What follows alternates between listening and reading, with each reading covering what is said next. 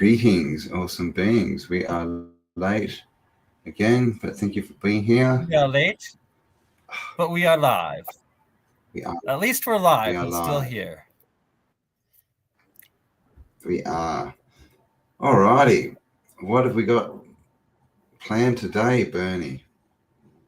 So today, I've been inspired by the Graham Hancock Netflix series a little bit, and how he alludes to certain things, like the giants, and how much he talks about the new actual mainstream science of the Younger Dryas catastrophe event, and how much it ties into our reset catastrophism research, and that the whole Atlantean 12,000-year-old catastrophe, according to Plato's story, when he said it 3,000 years ago, said it was 9,000 years before his time, thus 12,000 years ago, which is the exact same time as this Younger Dryas catastrophe, the end of the last ice age, where it now seems like there was a massive cataclysm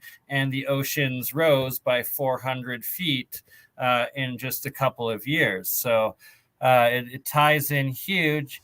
And then another thing with that time is there was the megafauna and all of these much, much larger even mammals, like the giant beaver, the giant sloth, the mammoths, the mastodons, saber-toothed tigers, and then the stories, from the Bible all the way to the Smithsonian of human giants and the cover-up of giant hominids and all of that. So if there was a time that was the time of renown when giants lived, I theorize it would be pre-12,000 years and before the Younger Dryas, at the time of the Atlanteans. Yes. Hang on, I need to sneeze. Yes, and here we have with the megafauna, they tell us it's pretty much everything, right? There was a giant everything, giant sloth, a giant, what's this, an armadillo or something, I don't know. Giant bears, giant elephants, giant rhinos, even in Australia, like giant wombats and all this stuff, right? They tell us, but they don't tell us about the humans. Everything else was bigger, and even the trees, right? Which we're starting to see everywhere now. Right? And if you look into the book of Enoch, it talks about the flood, and that's when, the fallen angels cut all the trees down. So could they be tied in there? And then even is that date, correct? Is another one, because one thing about that date is it's about half a cycle away, isn't it? Like of the great year. Exactly. Of that great year that's of the Bakhtun, or the precession of the equinoxes, whatever it is. Equinox. It's one half of a full cycle. Yeah. So that could be the fall. And then, we could obviously we're looking at multiple resets. But it's just interesting, but they do definitely tie the megafauna in with the ice age as much as they can. But we also have stories all over the place, right? Of Nessie, Loch Ness Monster, what's the one in the Congo, even Bigfoot, Sasquatch. Yeah, right. Sasquatch, and then Bigfoot. There's Ogopogo is the Loch Ness Monster, the Nessie of Canada, Western Canada, in the Lake Okanagan. There's also stories of Ogopogo. It's the exact same sort of thing. And that whether... And the Thunderbirds. Which I personally have experienced something like a Thunderbird or giant remnant, whether it was a pterodactyl, petrodactyl, or thunderbird or something.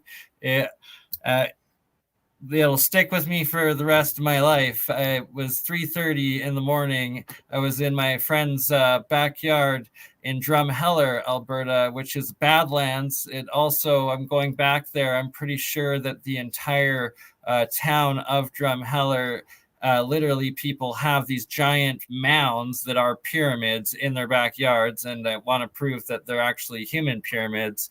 But in the same Badlands, it's world famous for the Royal Tyrrell Museum in Drumheller of dinosaurs, and that most of the dinosaurs or dragons, whatever you want to call them, these giant reptoid beings that pre-existed at some point, but are evident in these layers, that most likely there was giant humans along at that time, if not still, right? The remnants are where they all hunted out during the very last reset, the whole Columbus time of conquer and genocides. Yeah, well, this is the thing, right? The story we've been told is not true. So, giants found in mounds, and you can see that. I mean, and we know, right? This is everywhere. Mysterious giant serpent mound, giants revealed, prehistoric mound builders, giant skeletons, Georgia Indian mound, and we know this is all over the Americas. It's also through Russia. They've found lots of them in China, and they're always these big red-haired people, right? These tall redheads. Yes, right. The red hair, sometimes So the it's pretty double interesting. jaw lines, and or the extra toe or finger supposedly goes along with them. Yeah, exactly. The 6 toes or fingers, which I've heard. I don't know if it's true, but you know how Indians, well, we were taught they used to put their hands up when they met each other. That was to see if they had 6 fingers or 5. That's what I heard anyway. That You would can see make that everywhere, sense. right? Giants in West Virginia, Pennsylvania, and we've seen Patagonia, right? Which is South America. Oh yeah, right. Very close to the ice wall, whatever that is. The beyond the human allowed to know landmass, the outer realm. Yeah. So it's getting very down close. So this is a cut from the old map. You can see these are big dudes, and that's right down south, and they're not wearing, much clothes, right? They don't look like they're dressed for the cold. Right. So still, But these are giants and Aboriginal, these sea indigenous, creatures. native tribes of different giants, essentially. I mean, all tribes have stories of giants, and of course, we have all these giants that we found in mounds, and we know that the Smithsonian is, taking them away, and then we've got the giant architecture. The further we go back, the bigger everything gets. Like the Trilithon at Baalbek, the stone of the pregnant woman. All these massive things Yeah. that, how would you be out? Why would you make them that big if you couldn't lift them? How would you be able to lift them and get them into place? They don't make a lot of sense for people our size, especially even with our technology, right? If they're a couple hundred years Exactly. ahead, maybe, but Today, what do we build with? We build with like the lightest materials, like plywood and sheets. Barely ever do you even see brick buildings going up even anymore. And it's like, it's always blown my mind of why, like, and how. It doesn't make any rational sense. The giant megaliths, those why you would use that size, that material, those placements, unless it had some other purpose. And it sure as hell wasn't done by some copper chisels rolling on logs and a bunch of hunter-gatherers basically pulling it along. It's crazy. You need high-level The glory of God, mathematics, man. technology, architect. Like, there's just so much involved. It's so impractical and ridiculous, and that how people are indoctrinated into believing the official story of the megaliths. Just it always blows my mind. It's ridiculous, isn't it? Like some of the biggest ruins are in the Ural Mountains in Russia. Yeah, right. And you got pictures like this, right? I mean, look at the size of this door, and look at the thickness And the person, right of on, this, and they've cut through that somehow. it's 3 to Yeah. 4 times the size of a normal human. It's insane. So why would you do that? Like, unless it was very easy, which means you'd have to be very, very high tech, or you were very big, and it was, it would have to be easy, right? Or else you wouldn't do it, or at least not impossible. And I mean, these are shots as well of the Ural Mountains, and who knows, right? They do look a bit kind of brick-like. Some are a bit better. You can see these, they're huge, these bricks. There's not a lot of good pictures. Where's this one? Montana. Look at that. That's in Montana in the USA. So we get these Really? things just everywhere. Wow. Of course, we get this one, Montana. Crazy. Megalithic That's camps actually in really close Montana. to me. I'm in southern Alberta. That's just Well, there you south of go. the American border. And along the You have to go mountains, the check edge it of the out, Rocky man. Mountains, I swear I've seen so many areas that need to be investigated that actually look like a giant, that size of giant megalithic size. So this is, I don't know what this is. Nimrod's Fort. That's an interesting picture, isn't it? Oh, yeah, that's a huge one, too. And then we get, of course, dolmens and things like this, which, who knows what dolmens are for. They're just these massive kind of rocks, right, that are stacked. And then we get the sitting stones, the balance stones as well. Right? I mean, And it the just, like, look at this. What dolmen is legends.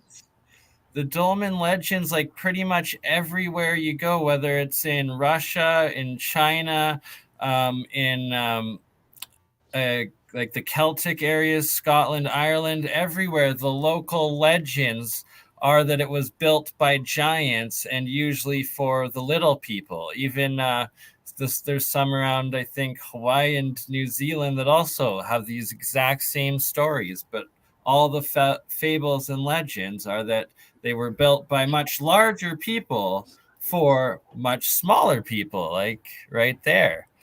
And these Wow. precision holes, Wow. how are they all made?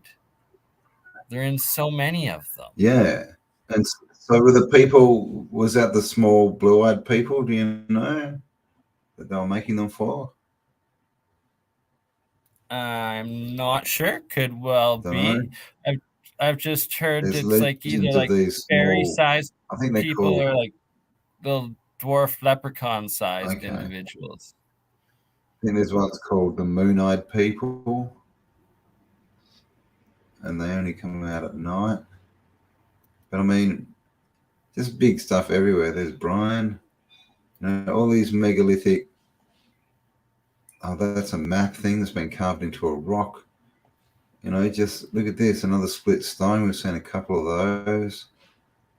Like, Right? what With was the going on, balancing man? one on top. See, Like, this is the thing. how, Like, and they claim usually ice, like that it was somehow deposited like that by glaciers. But how did a glacier deposit a fractured yeah, stone and then another perfect one on top of it without knocking it over? It makes zero sense, any of these erratics or the claims of any of these megalithic stone civilizations and whatnot, and they do look very weathered down, a lot of them, as in they're very, very ancient, that it would have been from at least the 12,000 years, if not longer, right? Like there's stories in the records of like mega volcanoes and stuff that wiped stuff out 50,000 years ago or 70,000 years ago.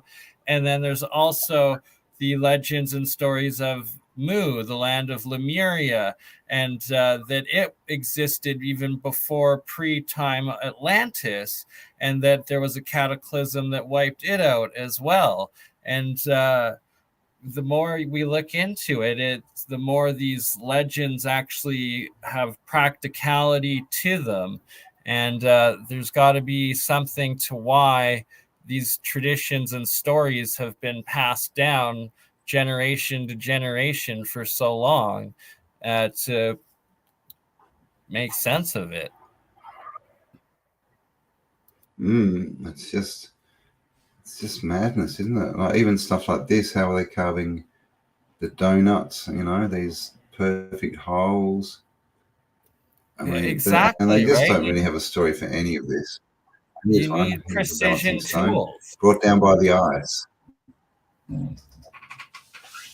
Exactly. How did a glacier just magically drop it and leave it perfectly balanced on that one rock? Like it's so impossible and impractical. They use their imaginations to create this somehow, but then they can't fathom the possibility of so much more that must have existed pre our timeline or our time. Well, they can't give away that, you know, we're not the most advanced, you know, form of humans. And look at this perfect sphere. Well, apart from the big axe cut sitting there. Right? Like, exactly. Another one. And these dolmens found all over the world. South America, North America, Siberia, Asia, Europe, even Africa. And those guys, right? Yep. Like, it's the same as everything, right? It's the same as the canals and the stars and the walled cities and the buildings. It's like the same everywhere. Like with everything, you know, it's just everywhere. The megalithic stuff. Yeah. Oh, hey, right? Sherry. Who else is here? We should. Hello. Hello, yeah, no, Joseph Green, Dabo, YouTube, Buried Axblade. I can speak, I really can. Joseph Green, Shelly Beach, Unindoctrinated. Nice. Isabella Live, Mama Sari, Fred Johnson.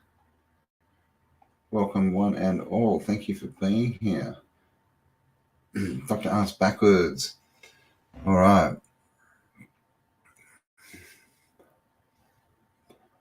What are the people saying?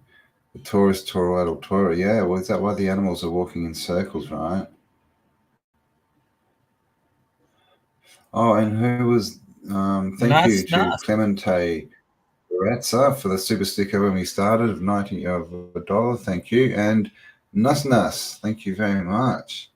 Very much for the knock. What is knock? Where is knock? Nus.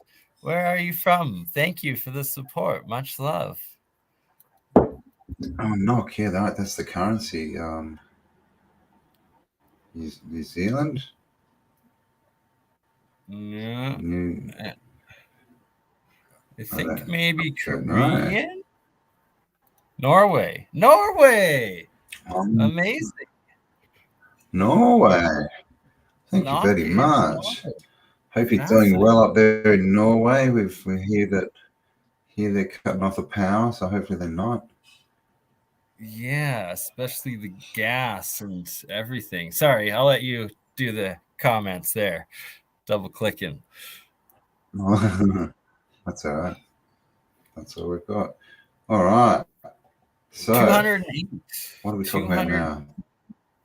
So I guess we should go a little bit Watching. more into the pyramids as they're another major aspect of this megalithic pre-cataclysm civilization. And the Norwegian kroner, that's what it's called, the NOK. So Norwegian kroner. That makes sense. Right. So and the Fairham Foundation and all of the geoglyphs tying into decoding all of these megalithic structures and the pyramidal structures as well is just it's so just revolutionary and paradigm shifting, the Fairham Foundation's work and deciphering these measurements and angles off of these buildings and the system of mapping.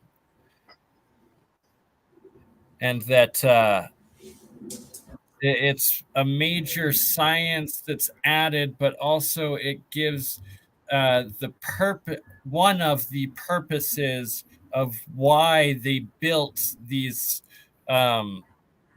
giant, most epic of monuments and buildings and put the effort into it, and how they've lasted the test of time and all of these cataclysms for us to finally catch on to it, right? Yeah, and I mean, it also hints towards an airborne civilization, right? Or at least a civilization that can use 100%. air transport easily, because all this stuff is much easier to see from the air. Well, you'd have to have it, right? It's impossible without it, essentially. So and that they had to have this, man.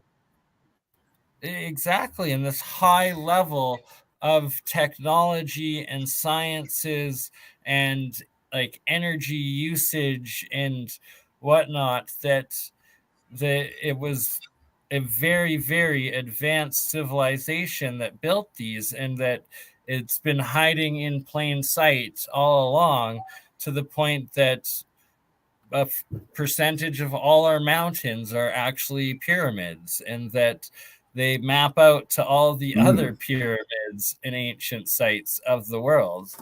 And that, as Graham Hancock believes, and many more, like there's also the Pyramid Code. What is her name? Something Bolter, I think. She's like a Egyptian professor. She's actually out of the University of Calgary, but that did that other Netflix series. Yeah. But yeah, so they both believe in an intricate part, and it's like this ancient esoteric knowledge of the mystery schools of like Atlantis, Shemitic knowledge, or of Egypt, and that it's of this Atlantean time, and that there's this grand cycle of the golden ages, and that, you know, it's known as different things in different cultures, but it's in all of these ancient cultures, like what called the Kali Yuga, or the Baktun, the great cycle of the Maya, or the precession of the equinoxes, as we call it, but that it's also one rotation of the heavenly body to our plane, and that it seems to be that there are these resets or catastrophes, giant earth changes that happen and wipe things out every so often.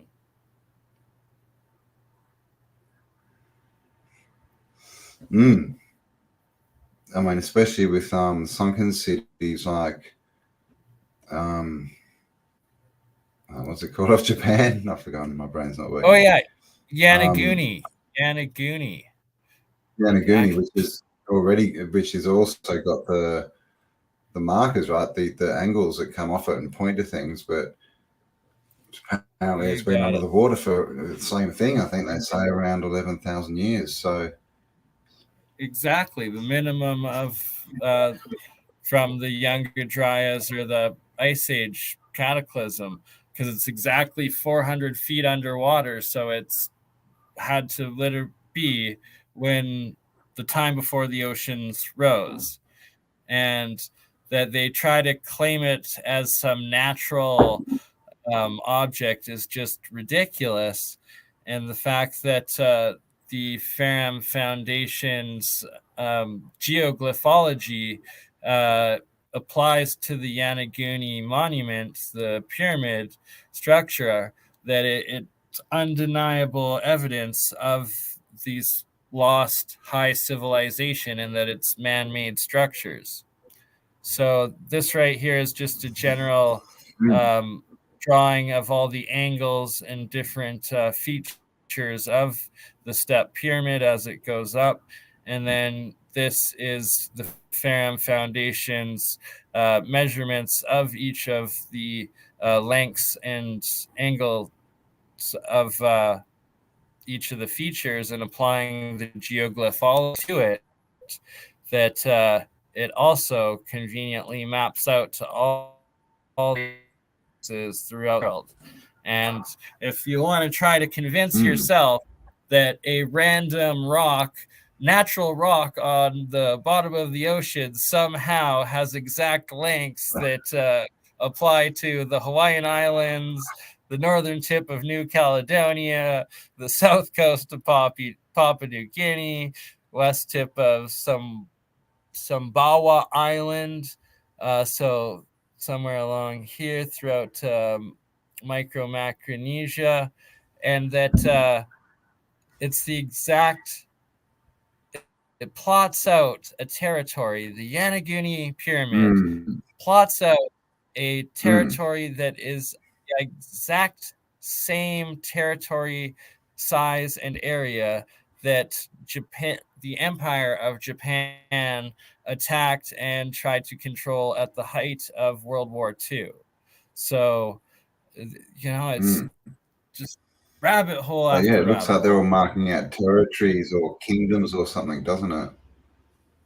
Exactly, 100%. These kingdom areas, and that. And it's interesting that they tell us that the biggest animals were around at the end of the Ice Age. I mean, the Ice Age, when there's supposedly less food, we get the biggest animals. So was it even an Ice Age? We know a lot of water came from somewhere. Right? Actually, that's a very good point too.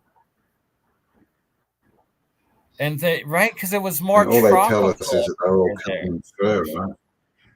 Yeah, so exactly. Like they tell us in one breath, and then they've got the frozen animals with tropical plants in their stomach, undigested and stuff. Yeah, like the mastodons and mammoths and whatnot. And that's actually a very good point, Campbell, that, for instance, here's the medicine hat geoglyphs, and that these giant terraforming structures of these faces and the geoglyphs, that this would have been, if it's pre-cataclysm, which it would have had to have been to line up with the same areas that it does, like the Bosnian pyramids and whatnot, pre-cataclysm, that I think that he says that they are. This is also an area that was supposed to be covered by the giant ice sheet, so it couldn't have been occupied by a giant glacier at that time, because there was a civilization living here building these things. Exactly right. And then we know about the north, right? Everything we see in the old maps, it seems to be ice free up there, and we've got all the the maps with Hyperborea and these different islands, but they're always ice free. So yes, what is this ice age? We're told about it, but have we got? That's a very good point that I had not really thought of before. I mean, everything apart from what they tell us seems to say it was tropical, but they go, no, it was an ice age, it was an ice age. And they say coming out of the ice age, so maybe, yeah, something happened to cool it down quickly and that caused the extinction, who knows? Right, yeah, because Blue plasma beam, right? he was also trying to state that there was somehow the Younger Dryas, it's like it was the end of the ice age, so it was a massive ice age for a while, and then it all melted because there was a catastrophe, but then there was another cooling period for 1,000 years right after. So it's like, how that just doesn't make sense. How is it they all melting and flooding while the ice age ends, but then it also goes on for another 1,000 years? Like, now that I'm thinking about how they say that it happened, it doesn't make sense whatsoever. No. Hey, Greg. And that'd be, wiping out animals, wouldn't it? It'd be just wiping out animals if it was completely flooded for 1,000 years, right? The birds would do well and the fish, but I don't know about the megafauna. Oh. Yeah. Thank you very much. Oops. Nice again. Oh, another one. Thank you, Nas, for all the support. Yes, yes, absolutely. Yes. Usually I have the description. It posted. I will add my, that is what I forgot to do, add my PayPal. I will put it in the description right now. Yes. While I do that, do you want to go over a couple of things?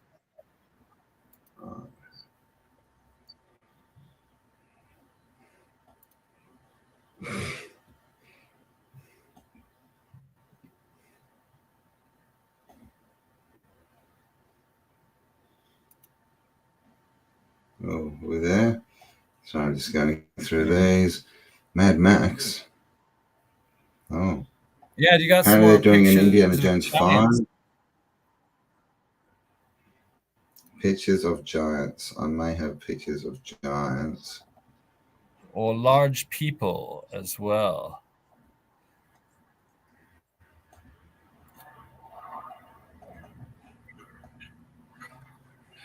So this is in France. This is a painting from 1600s, I believe. And you see this arrow pointing to this level of this column. And you can see that the people are pretty much that tall, right? And then this is a photo from the 1800s, and you can see the people are down here. And the other people were way up here. So there you go. That's an art, like a painting of giants.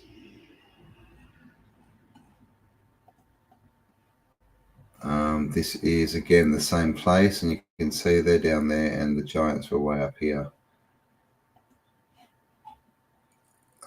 This is a big dude. Of course, there's giants everywhere in the 1800s, early 1900s.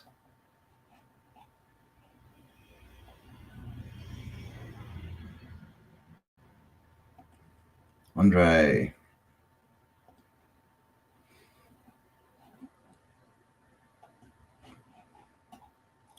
This was a couple that got married, a giant couple.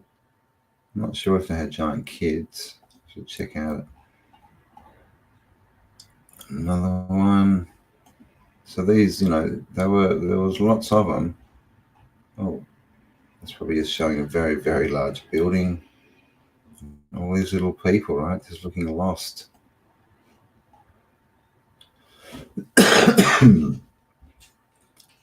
Looks a bit like Edgar Allan Poe, doesn't it?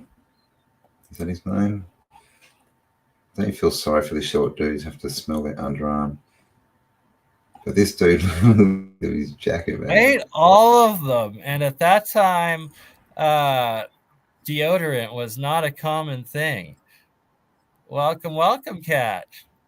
Capalicious. All right, I guess I can't edit the description while we're live, so I did just post my PayPal in the comments for anyone that wants to donate, and I believe Campbell's PayPal is in the descriptions already.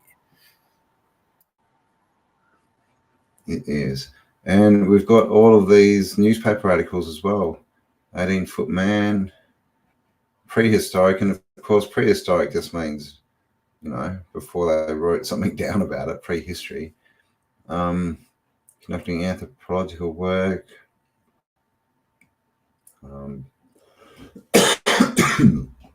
Doesn't say how big he is.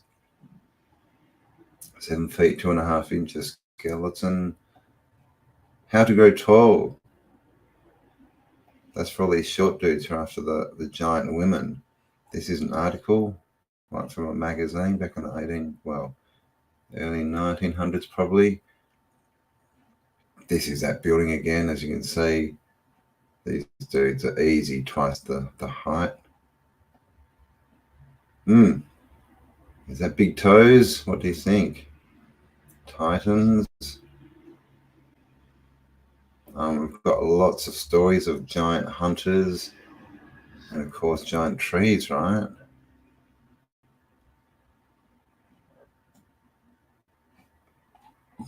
There's a face.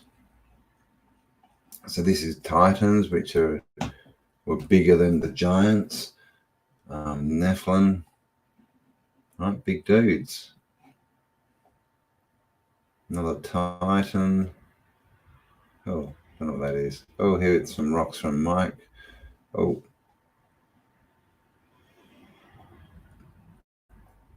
So we have giants aplenty. All right. I think I've got some more. Do I have more pictures than that? I need to build up my collection again, man. All right. Right, it's like starting over every time. America Atlantis. Cool. Yeah, so we were going to have Old World Florida on today, but that all fell through in the end. So we only just got it together to get this one up. So indeed, you're doing the hard yards. Are you available on Wednesday, Cam? Or I guess your Thursday morning? To reschedule with Dr. Longo? I should be, yeah. Okay.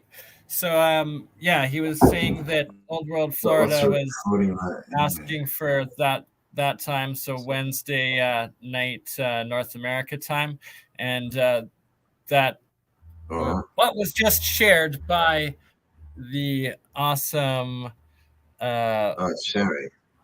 Sherry Ives. Thank you, Sherry. That event is still going on then, just 2 days from now. He will be joining us.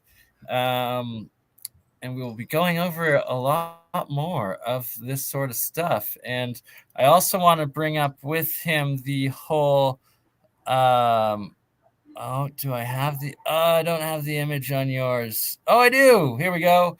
The Grand Canyon Pyramid Complex and this topographical map showing each of the towers and temples like Osiris Temple, Tower of Ra, Horus Temple, Isis Temple, Cheops Pyramid, that each of those peaks perfectly aligns with one of the stars around the sky of the Orion constellation. It's interesting, isn't it? They used to, worship stars with their buildings, and now they get us to worship false stars, right? In the sky screens. It's all about the stars. And then, how much? Who killed the giant? Someone. Oh. They say that we worship them, but they built these crazy advanced like star calendars. Some are megalithic like Stonehenge, and some are just smaller rock builds like these. And this one is in southern Alberta, close to me, Omagh, I believe it's called. It's also known as Canada's Stonehenge, but that it's over 5,000 years old at the minimum. They've dated it, and that it's actually really close to these guys, the Medicine Hat Badland Guardians, and that they all of these old cultures and megalithic societies and the terraforming that they did, it was to measure the timelines of the celestial time, this great cycle. And that, is it like some sort of the Hunger Games where they do like that fake world, but you're on like this disc and it's like you're going from catastrophe to catastrophe. It's like, is that this actual kind of what's really going on in this plane? And that they monitored the sky or the heavens so intently for that reason, and to know what was coming and get prepared for it. And another one being Göbekli it would make sense, wouldn't it? And were you able to get a few pictures of Göbekli Tepe? I do. Nice. And this is another subject episode that was covered by Graham Hancock in his new Netflix series. And it's like, love him or hate him, regardless, in the alternative history community and just education and whatnot. Sure, he doesn't might not believe specifically what we do, this and that, and he might be wrong on some things, we might be wrong on some things, who knows, but it's that he's awoken so many over the years and has been a pioneer in fighting the same attack, even more so, like actually facing public attacks of his character, of his theories, of his research, but that now he's actually helped evolve and bring forward the understanding and evidence that there are these 12,000 minimum 12,000-year-old sites, such as Göbekli Tepe here in Turkey. And that one thing I want to bring up, that maybe he didn't connect it in his own head, or he's not allowed to, who knows, but the fact that there's this site right here that's dated to at least 12,000 years, the end of the last ice age, this Younger Dryas event, and right by it are all of these also ancient, but they only claim they're like 5 or 7,000-year-old underground cities that are like the most advanced, crazy underground cities in the world. That they're still finding new ones. Well, I mean, and that's the thing, right? With all these underground cities, that's where you would go when the cataclysm came, right? And so it makes sense. And we have like heaps of these places, and they have like circles, carved in where the sun shines through on a certain day. Same thing, right? Is that telling you that when it doesn't shine through there, that things are moving and it's time to get underground? That's also a good point, right? Yeah. They line up the sun, so they tell you when the sun's out of its normal cycle. No doubt, actually. So, I think, and that's obviously what they're hiding as well, right? That's what they're hiding is, and we can see what's going on at the moment. They're like literally bankrupting the US and stealing all the money and all the resources. So where's all that going? Is that going underground to try and help them? Right, exactly. Right. And another thing being that there's underground cities, layers under every major city. Like there's literally 1,000-year-old, multi-1,000-year-old like most all throughout Europe and stuff, cataclysms too, but it's like these were also these star cities, what they claim only a few hundred years ago, yet there's these 1,000-year-old catacombs and layers and like literal stories upon stories under all of these old world cities. Yeah, I did a video on the Louvre, and it had 7 stories below ground. Right, like 7 stories that they like, know of. 7. like, It's and just how do ridiculous, they? right?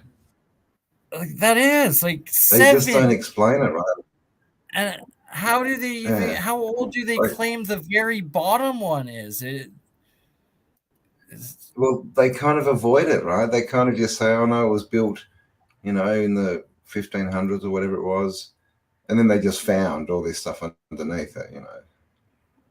They just happened to not know what was underneath it when they were building this massive building that needed huge foundations and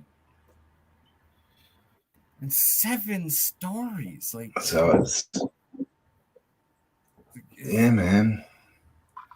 Just crazy. It was in an old book somewhere, but the Hyphageum as well. I mean, we know that. Yeah, the Hyphageum where they found all the cone heads. Right, exactly. The cone heads and them being found underground. The stories of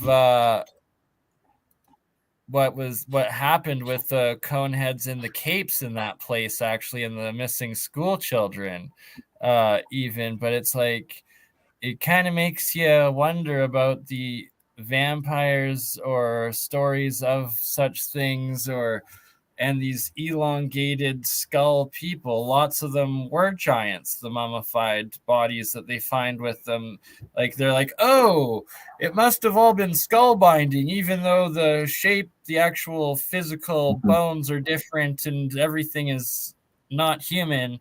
But they leave out the fact that they're also usually minimum 7 feet to 9 feet tall as well. Like, they're mini giants. Like, they're not like the Titans or the crazy ones, but on average, they were a bit more giant than us. And so that's another one. Like, who were the cone heads, and what were?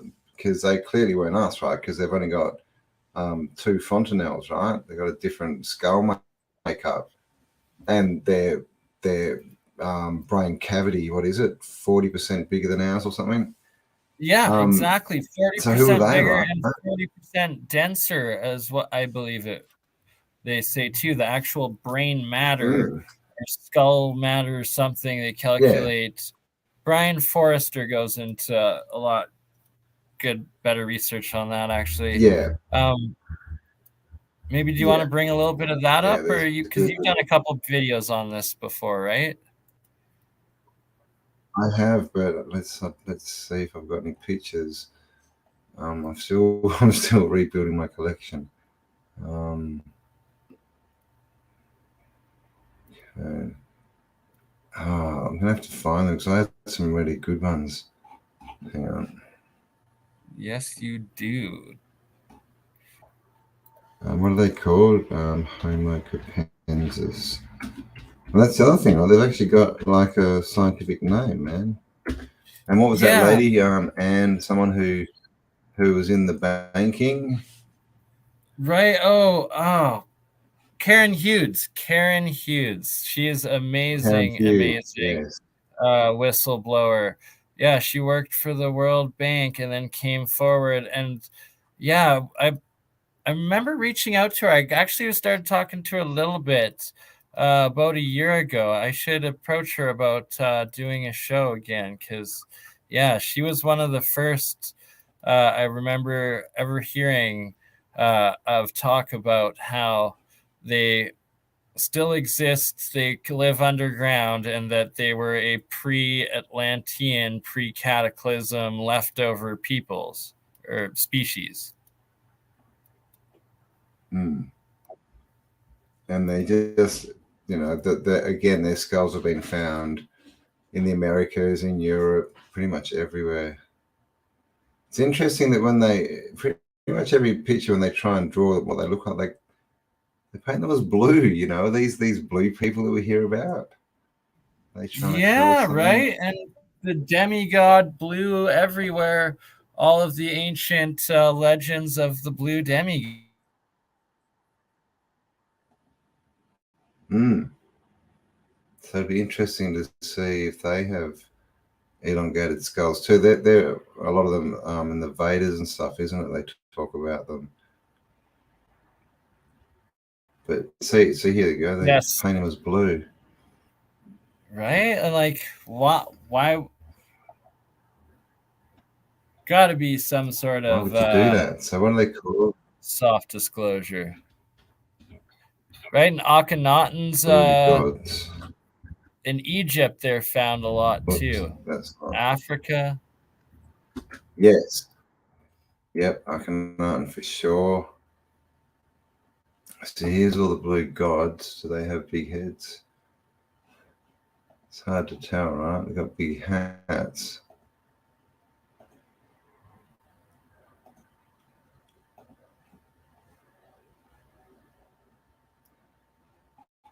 But it's interesting. I was going to put something else in and I've forgotten what it was. So we have all these anomalies, man, across the world. But they're trying to tell us that it's all just one-offs and fakes, and you know, they think if they can explain away one skull, that it suddenly makes everything, you know, the other 1,000 disappear, right? Oh no, it was just skull binding. Oh, that doesn't mean anything. So it's very interesting, this whole history trail that we're going down. Oakman. Right, like, who's Oakman? Exactly. Oakman. CERN. Yeah, I think CERN is definitely some sort of high technology of interdimensional portals.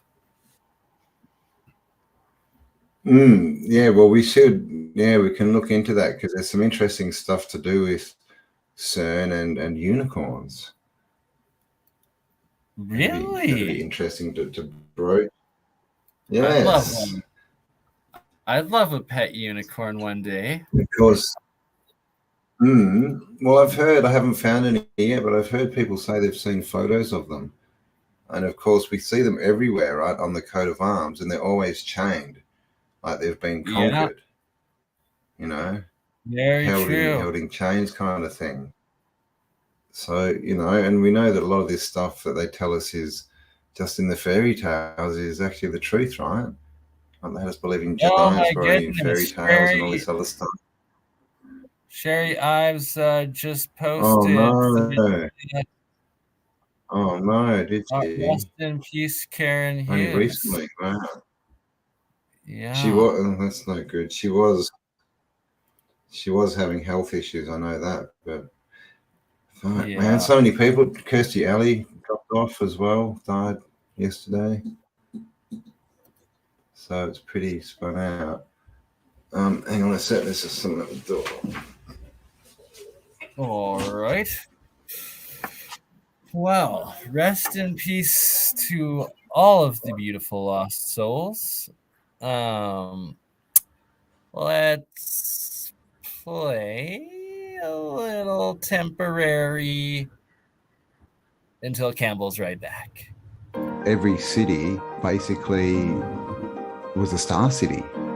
It had these stars around them, but they were all walled, but also somatic shapes. These are the moats we're told, right? Because we're all taught that castles and, you know, were these square buildings with a moat. But when we can see them from above, there's these intricate somatic patterns, and clearly you can see why we call them star forts, because they look like stars.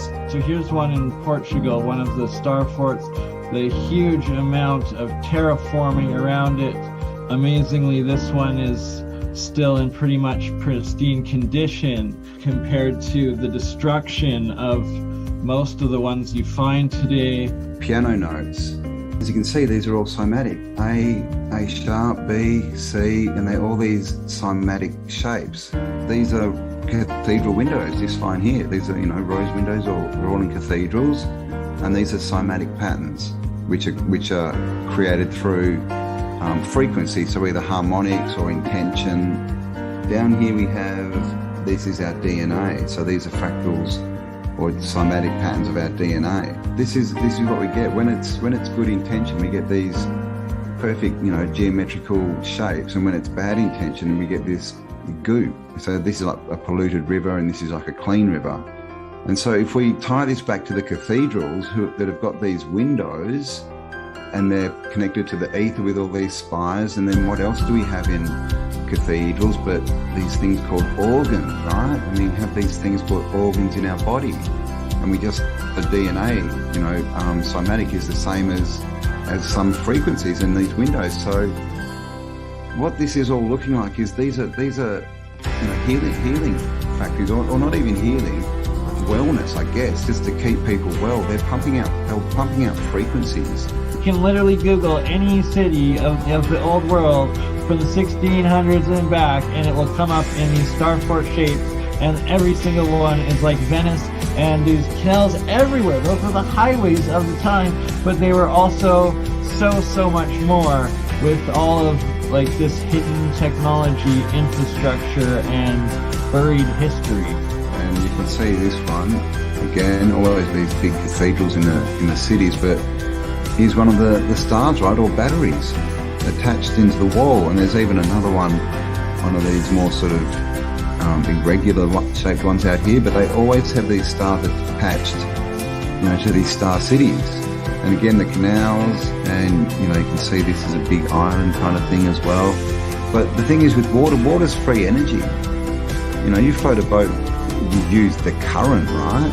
The current. How about the water wheels? What are water wheels? Water wheels are harvesting electrical power. Electricity just as much as it was the physical power and mechanical power that they used out of it. What's to say that windmills and water wheels weren't actually generating hydroelectric and wind power a few 500 years ago? This is a drawing. This is New York City, right? Battery Park is because this is what was there, a battery. And it ends abruptly like that. I remember that. All right. Always gets it. All right. Good news at the door or bad news at the door? No, all good. Reincarnation of star beings, or even high races. Ooh. Yes, the star. I mean, it would be interesting to try and map the star forts and see if they do reflect the heavens, wouldn't it? But I mean, that's a massive job. I wouldn't even know where to start, but I suppose you have to superimpose a star map over the. Right. One part, though, I'm going to go back to the Ferrum Foundation and the Bosnian pyramids, is where he shows the geoglyphs, because that they're made into the pyramids themselves, right? The walls of the pyramids or the angles, but also then you take the peaks that align the three tops of them, and you also get a whole new set of other radial pyramids themselves.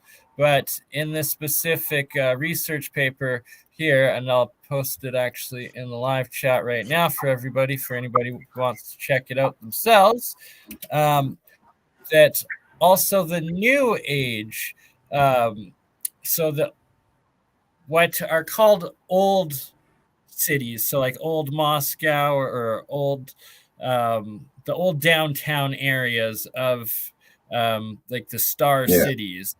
So those original alignments of the layout of the star cities, these are also radials, and the same geoglyphology used and applied to them. So that at least a couple hundred years ago, the Star City civilization was still using the same science and still applying it to their archaeology and their building. And for instance, this is Moscow, downtown Old World, And when he applies the same angle geoglyphology to it, you get the radials to exactly these points that are pretty much modern day Russia. Territory a little bit different, but a lot of this area that's no longer included in it was part of the Soviet Union. And that it goes to, even though this isn't Russian today, like for instance, right here, it's going to the border between, I think that's Norway and Sweden, maybe, or what, maybe Finland and Sweden or something right there. But that it's still that specific boundary between different areas, right? Like how a couple hundred years ago this was built, and like to the tip of this one island of Russian territory, to the tip of the, I guess, most northeast tip of Eurasian Russia right there as well, of the mainland, to the tip of the extension peninsula out here of the Russian, to into the island here. Like it's absolutely nuts. And to the border of China and Russia right here, even. Like Cool. it blows my mind every I time. mean, so all these streets that we see, all this geomancy, those streets, if we just extrapolate them out as an out and out, then we should hit points, which will show us the old territories. It's the lengthening angle. Yeah. Right. So that, yeah, exactly. That's what we have to start applying to the Star City air maps. And then also, though, to stage 3 here, the geoglyphs built on top of the Bosnian pyramid. This is actually the old fort. This was essentially Star Fort of that era that was built on top of the main Sun pyramid, and that the walls of the actual fort itself also apply out to the same geoglyphs and radials. And then this is the fort that was built on the moon pyramid. And it's like, sure, these weren't as intense star forts, but they're still the same fort era, timeline, and civilization. And like we see here on this one on top of the Sun pyramid, it's got the weird circle, like plunger thing that we see in a lot of the actual star forts and batteries, right? Yeah. So, and that if it is in these forts of that star fort era and civilization, and that if it's working on that, it should work with the majority of regular star forts, cities, or citadels. Cool. There we go. That's lots of work. If anyone wants to get out there and do it, let us know how you go. All right. How are you going, Burn? I'm dying pretty quickly here. Yeah, you're pretty tired. And you haven't been feeling that good lately, hey, since traveling and everything. No, since traveling, I got home and people have been real sick here, so I don't know if I caught the tail end of something. But I'm dying. I need to sleep. Fair enough. Do you mind if I keep going for about a half hour? I got about a half hour's more worth of stuff to go over if you got to tap out. That's cool. If everyone is happy, should we have a vote? Should we have a vote? Of course. I can also, there you go, people. So, well, you go. I can also manipulate people over to my channels and end it on yours, but keep going on mine. Oh, really? Now the true intention comes out. Up to you. I don't mind keeping it live on Autodidactic and all, and leaving it as stay alive. For sure. Just don't let him lead you astray, people. Right? He's a bit dodgy, so yeah, don't know what he's all about. But I'll be back on Thursday, if not before, when we have a chat with Old World Florida. So indeed. Have an awesome time with BurnEye, guys, and I'll catch you all on the next upload. Bye for now. Much love, brother. Thanks for joining. Okay. Well, on that note, hopefully I can keep everybody's attention and don't do a shame. Oh my, I'm already faltering. What was I going to say? Yes. Please let me know, has anyone experienced or seen my camera lagging at all today? Was there any buffering at all? Or have I fixed that problem and have come in loud and clear the entire stream, as I have now actually got an extended Ethernet cable to my computer and running off of that, no longer Wi-Fi. No, okay, perfect. So far. Hi, NS Magic. Hello to everybody here, all 283 of you awesome beings and beautiful souls. Your cam is sharp and audio is good. Thank you, Capalicious, coming from us from Holland, I believe, Amsterdam. Crystal Air, video has been great. Audio too, thank you. Project Cheney, welcome, thank you. Everybody saying good stuff. Perfect. Mama Sari, Hanzi, Wobbly Boost, Digger's Golden Shovel, JJ Organics, Susan, Andrew Havidic, Kiwi MacArthur, Question the Answers, Sherry Ives, Rock Whisper, I am Karos. I'm sorry if I've butchered anybody's name. Adam Forrest, Awake and in the Light, and everybody else that I might have missed. So yes, right now we are still live, and we've been live the entire time on Autodidactic Facebook, Autodidactic YouTube, Crypto Alchemist YouTube, which is my main channel, and now BurnEye, Mind's Third Eye, ScienceGuy, YouTube, my second smaller channel, but that channel is actually monetized, where they rejected my Crypto Alchemist channel, but I am working on appealing that, and hopefully YouTube monetizes it as well. But for now, anybody who wishes to help me start generating view revenue, or wishes to donate through me and support my work and our work through YouTube, you now may donate through super chat stickers. Thank you, CJDV. Appreciated. Greatly appreciated.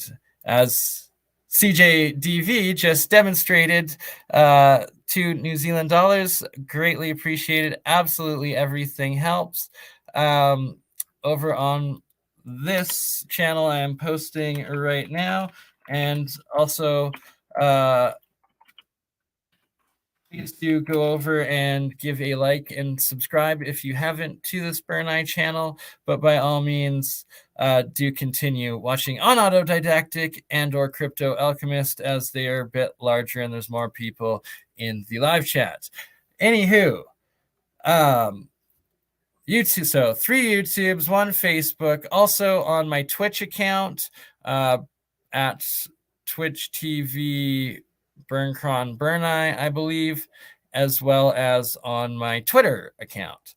And so we will be connecting my Facebook account, which I just have to figure out the password for. They locked me out 2 months ago when I shared one of me and Campbell's research videos of some of the Google anomalies in more than 4 Google anomaly Facebook groups. Absolutely ridiculous, but I will get it figured out and be back on my Facebook.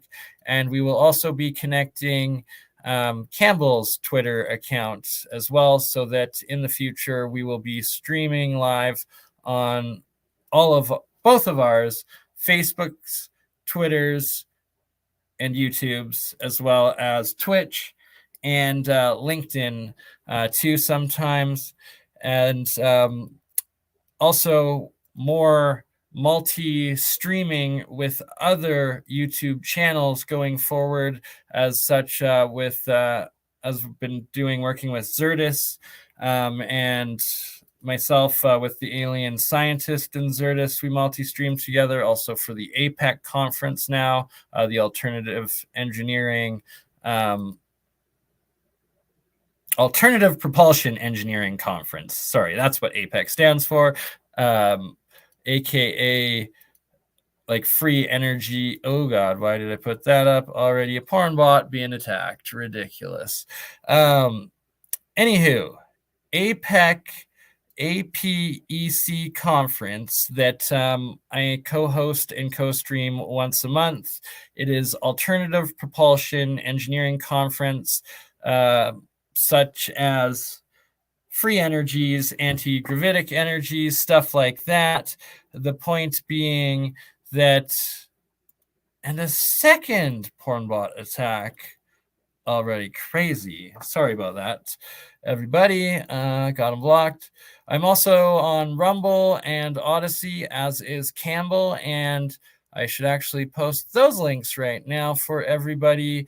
Please do subscribe to my OdySee, as well as my Rumble, as I am about 30 people short, 30 subscribers short on Rumble and 50 subscribers short on OdySee of reaching 100, so that we can also, oh God, that's not the right one. Sorry, just getting the link for my OdySee, to be able to live stream to OdySee and Rumble as well. And as we're going forward now, we will be doing, unlike today where Campbell was not feeling good, also Zertis wasn't feeling good. So the original stream didn't happen and was cut short.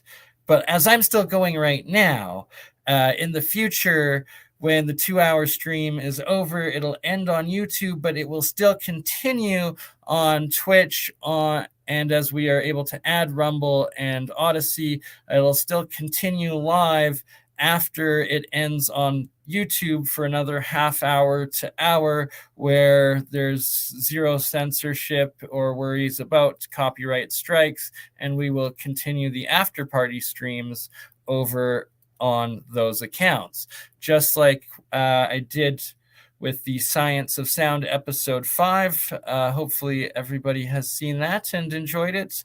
Happened on Saturday with Campbell as well, Sunday, I guess, in Australia. But we started the stream early on Twitch and ended after cutting it off on YouTube at the 2 hours, kept going on Twitch for another hour, where you can see some extra ominous beatboxing music and experimental music and just open discussion more. But the point being, we will be doing more of these after party streams on these other platforms, such as OdySee and Rumble, and already on Twitch, which I am currently live on Twitch right now as well. If that link didn't work for OdySee, here we go one more time. I will try posting this. Sorry, everybody. So this is my OdySee account. Please do subscribe, as I desperately want to be at 100 so I can live stream to it. And then I will also post my Rumble, and please also do subscribe so we can live stream to it and do the after party streams still on them and not just on the Twitch. Okay, here we go. My Rumble account. Where is it? There we go.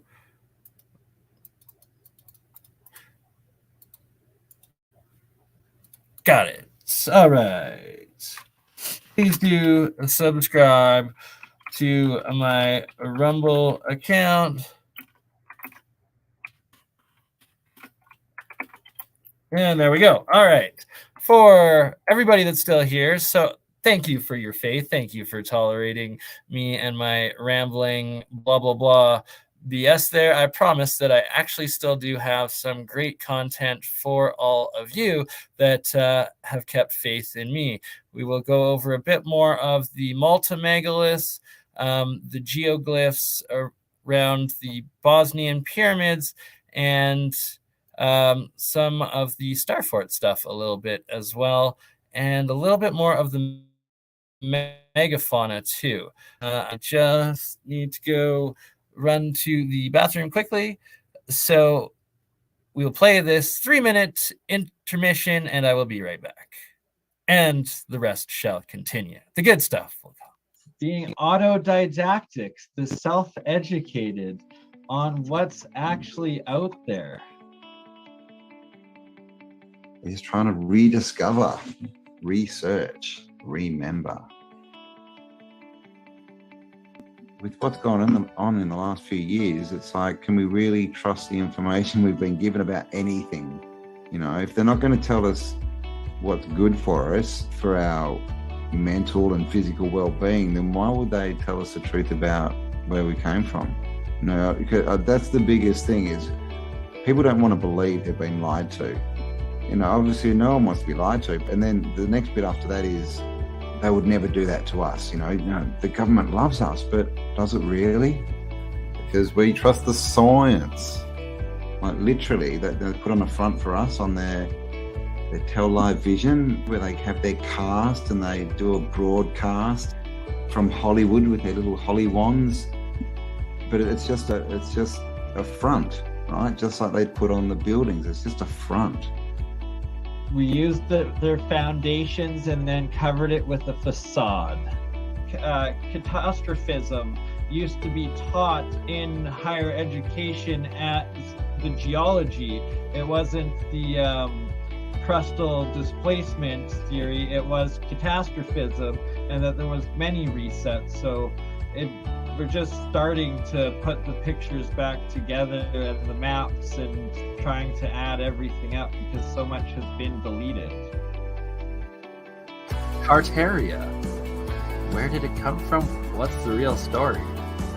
It seems like, and there's a lot of, debate about the word Tartaria, and of course, we use it because, it's a topic, that's a word that people know, but it's the old world. But the more we look into this, Tartaria, basically in the old encyclopedia, it says it was basically the whole northern hemisphere at one point. So it seems that it was not a country as we think of them, but more of a civilization, I guess, where there was independent countries, but they were all sharing the same information and technology and working together.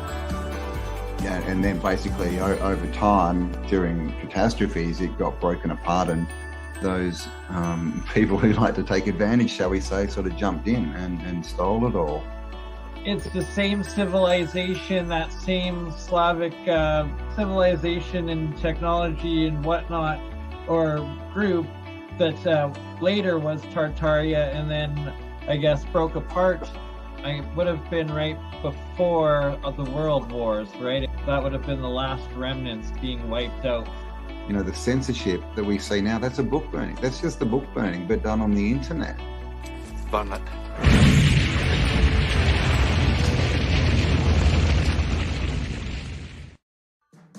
Time.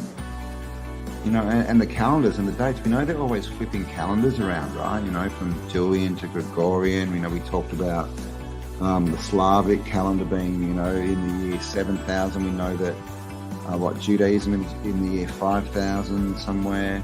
All these different dates, and we're told we're in the year 2022. But are we? And what does that even mean? Right? How can we be in the year 2022 if someone else is in the year 5000 and something, and someone else is in the year 7000, right? Right, like the grand cycle, and why so many ancient civilizations paid so much attention to it, and measuring the megalithic structures that have lasted throughout all of time. That's the grand celestial calendar to this day. And it's why they're trying to have this great reset yet again right now, because Oh, I hit the wrong button. Whoopsies. I did not mean to clean that. End that so short. Anywho, we are back, and that was too big of a birdie. We'll go with a little Bert and Ernie. A little larger there. Google Earth is just a tool. Yes, it is. Yes, it is. And shout out to Dutch Sense, who does some amazing work. I think he kind of used the Google Earth model or tool somehow the software of it, and then applied his earthquake tracking. I guess what would you call it? System, I guess, is earthquake tracking prediction system. It's a prediction system, the energy, how it moves, and applied it to the model. Also, like how leylines.org also used the Google Earth software tool and then applied the ley lines to it, and how you can apply maps to it and whatnot. Like John Levi applied the Puri Reese map onto it in one of his episodes a few weeks back, and then myself and Campbell did the ley lines episode right after his episode came out, inspired by that, and went over it a bit deeper. And yes, that's exactly what it is. It's that until we reach actual sentient AI, that hopefully we don't cross that Rubicon. And if we do, I pray for the universe that it is a positive, loving, sentient AI that comes out, and not any sort of evil, bad, negative AI. But the point being, software, technology, everything that we make, it's not good or bad or evil itself. It is just a tool, and it's whether we use that tool, and whether you use the tool positively or if you use the tool negatively.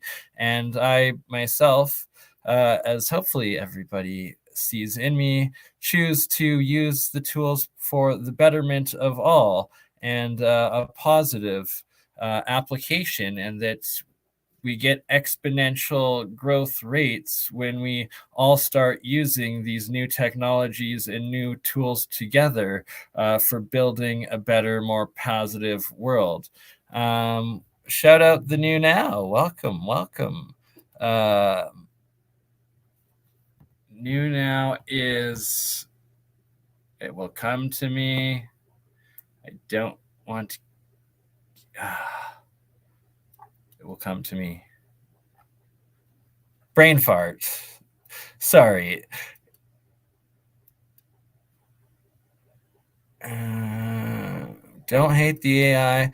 Well, the thing is that what seems like there has been some distorted AI that actually looked like it was developing into a bad, more potentially evil sentient development, where it started communicating with itself and making its own language while simultaneously absorbing the most racist, hateful, evil parts and intents of human interaction and human speech and the side of things, as opposed to the positive. Lorenzo, my God, yes, Lorenzo.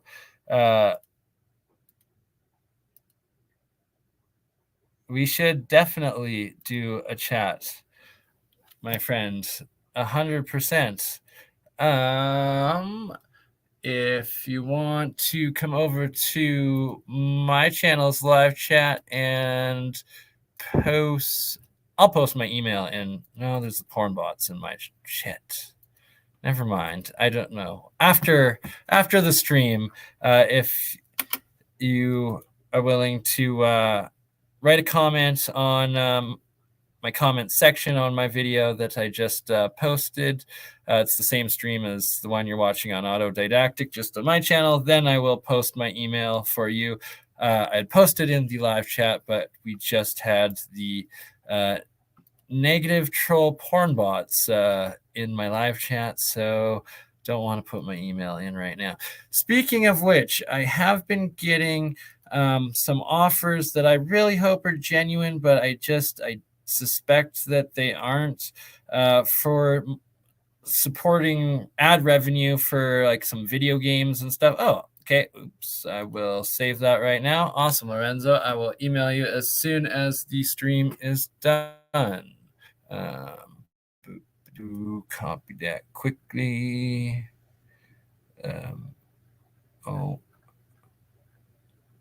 That's going to take a while to cut. All right. So what am I looking for here? We are going... Should we do Malta first, cover a little bit more of Graham Hancock's, or Giants? No, everybody's been patient for the Giants. It's the most popular, as always, because who doesn't love the ideas of Giants? So this here is just DuckDuckGo, search images, giant. Oh, why is it the skeletons? No, we just want giants. Just want the giants. But the elongated skulls, of course, always come up. They always do. And then this right here, this is supposedly it is in Ecuador, but supposedly it's a copy of an actual giant bones that they found. There's a lot of rumors and legends and stories of real, like almost Titan-sized giants, graves, bones being found in the Amazon, especially in Ecuador and areas around there, Colombia as well. But the problem is, and this is a problem that's happening more so all the time in our field, and it's that there's a whole bunch of AI images and fake images coming out, and just photoshopped as well. But it's all fake stuff coming out, and what can be relied upon, like what's actually real and covered up, as opposed to what is all fake and just photoshopped, whether it's movie, whether it's like a deceitful purpose, or just for entertainment. That, for instance, like you see this picture, that's definitely fake, but then we have like these old world photos, and it seems to be everywhere, of these mini giants, like giant, what's the term? Gigantism. People, actual, our civilization's people with gigantism, but it seems at the before World War, at the beginning, so-called beginning of photography, everywhere there's these images of individuals being 2 to 3 feet at least larger, if not 4 feet, than the average person, and they claim that it's gigantism. And I've thought this way for a long time myself personally, since a young child, and a lot of others in our community I've read and heard recently also pondering the same question, that it's not actually a mutation, like a disease within our DNA or within humans, Homo sapiens, that gigantism isn't a disease mutation within Homo sapiens. Sorry. Wet the whistle a little bit. That it's in fact is more likely what I believe to be a recessive gene, or maybe it could be, no, I guess it's impossible for it to be a dominant gene. If it was dominant, then it would, well, actually, maybe it would be dominant gene if it every time it pops up, if the person's actually that giant, I'm not sure. It's been a while since I've studied biology in depth, but some sort of natural genetics from a real species of human. Awesome, Lorenzo. I will email you after the show, brother. Good to see you. Much love and respect. Absolutely love your work and everything you do. And everybody over on Autodidactic channel, make sure you go over and check out, at the very least, Lorenzo the New Nows series with Campbell. All right, rambling on. The giants. So gigantism is something just like the humans, or Homo sapiens, supposedly interbred with Neanderthals, with the Homo my goodness. See, I've even taken anthropology as well as archaeology, but in post-secondary, but it was over a decade ago now, and I need to review the actual terms. Point being, Devonians, there we go. I think that's what it is, Devonian humans. That Homo sapien themselves has interbred with several other species of hominid in the past. That is 100% verified in mainstream academia and accepted in mainstream academia through modern genetics. And however that science seems to work. Point being that possibly there was giant hominid species, Homo gigantus or something like that. Anywho, maybe not call it that, but a hominid that were giants, and that somehow Homo sapiens interbred with them, and that some people still carry a bit of that genetics within them, and that when it comes out in their DNA, that's where you get this gigantism and these giant people. And that they call it mutation, and that also 6 fingers or 6 toes is also a mutation. Yet the same thing happens, for instance, with certain breeds of felines, with cats, and that's lots of, I forget the type of cat, but there's a couple of species of cat that have like shorter tails. They're more like wildlife, kind of like bobcats or something, but they have 6 claws. And the stories of all the giants that also had the 6 fingers or 6 toes or second rows of teeth, and that in biology, these are all called mutations, and they also call gigantism a mutation. But rather, are these traits actually just leftover genetics and DNA that was interspecially bred with a smaller surviving species from the megafauna and all the giants and giant species of the same animals that existed supposedly, well, I say supposedly for the timeline, but 100% documented, accepted, existed before the last reset era of the Younger Dryas, the last ice age, 12,000 years ago. So the fact being, if like the cats and the traits such as the 6 claw, 6 toes, 6 finger mutation and gigantism mutation acts the same way within feline species and human species,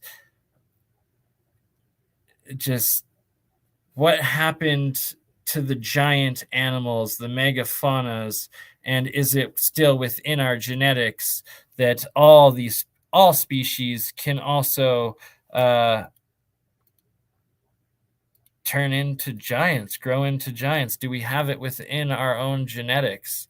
That's essentially what I am asking and wondering.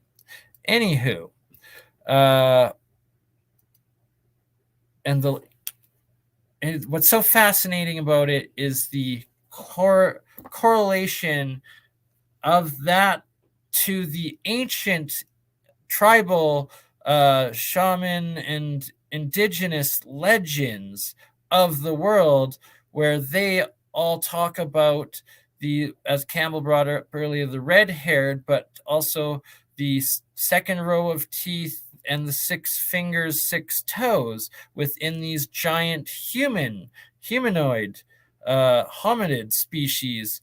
Most famously, I think it's called the Burroughs Caves, is it? Or some caves in Midwest America, where the local, I believe it was Navajo, but I could be wrong, and I'm sorry if I lack the understanding. It's not from ignorance of what tribe was around that area or that the story comes from.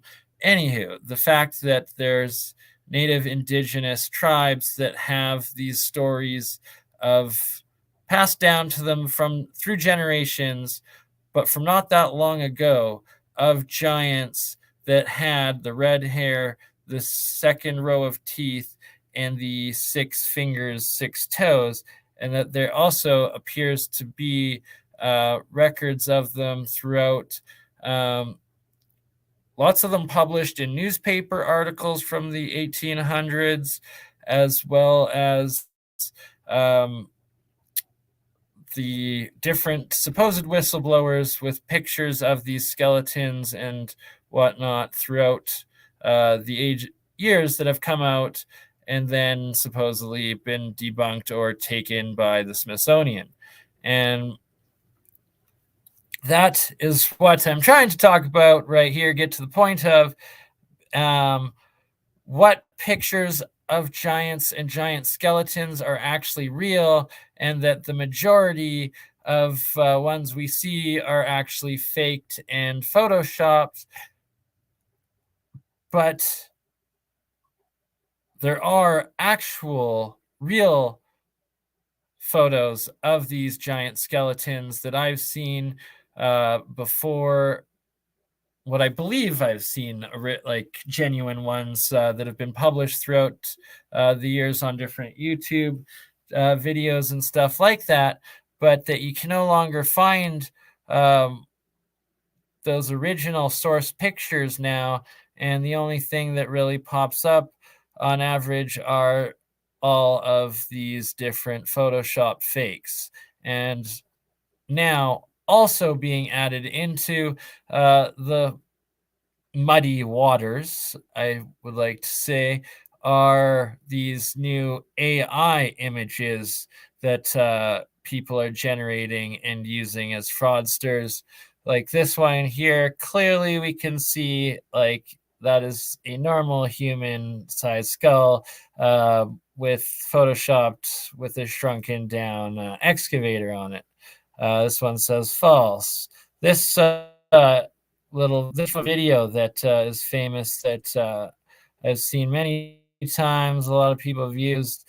I'm not sure, supposedly it's probably had an attempt to be debunked. Not sure if it's real or not, but there's got to be so many out there that have been found that are legitimate, that they cover up and use all of these fake ones to try to discredit what is real. A good source actually on some of the giants and giant work is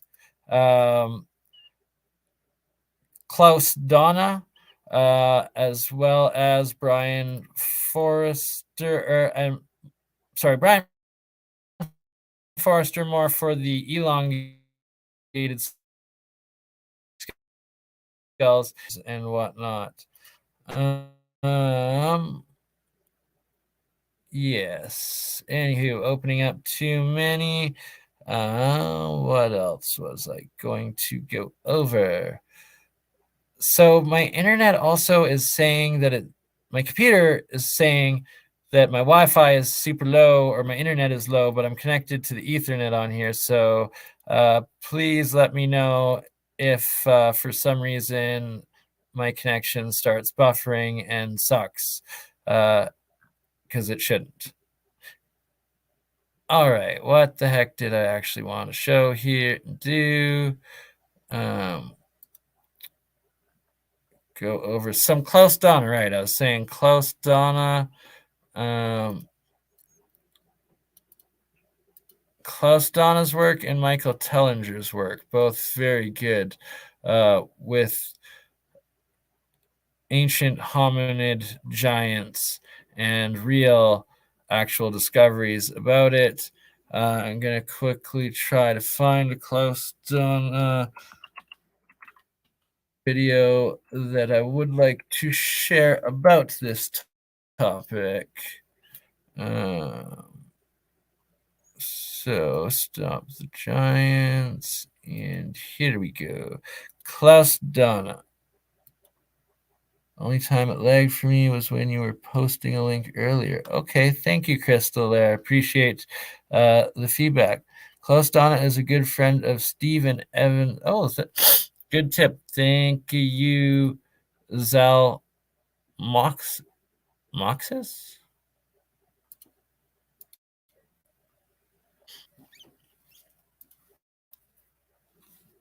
One.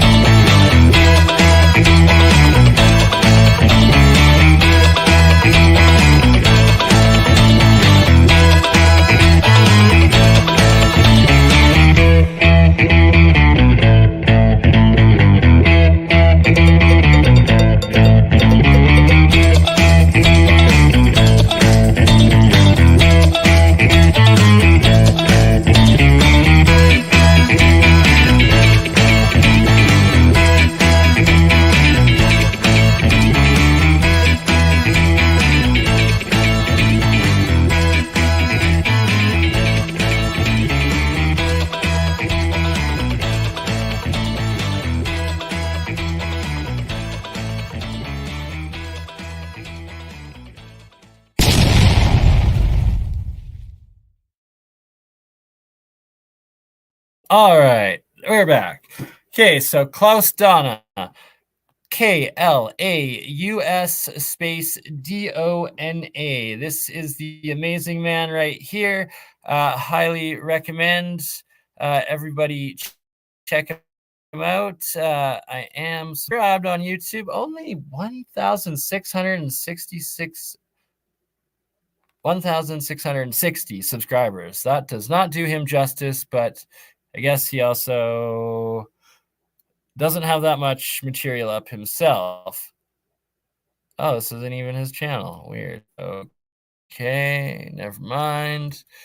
But what does Klaus actually have? Okay, 7 years ago. Hasn't really posted much.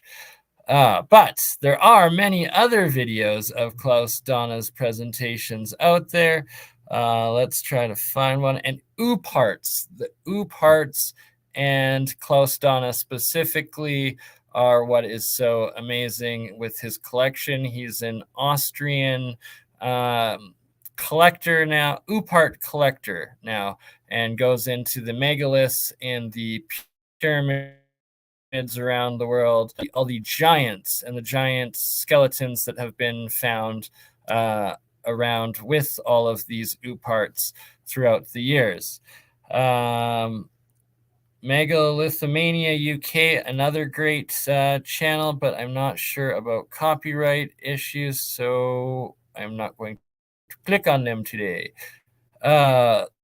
This is one of the collections I really wanted to share of Klaus Donna's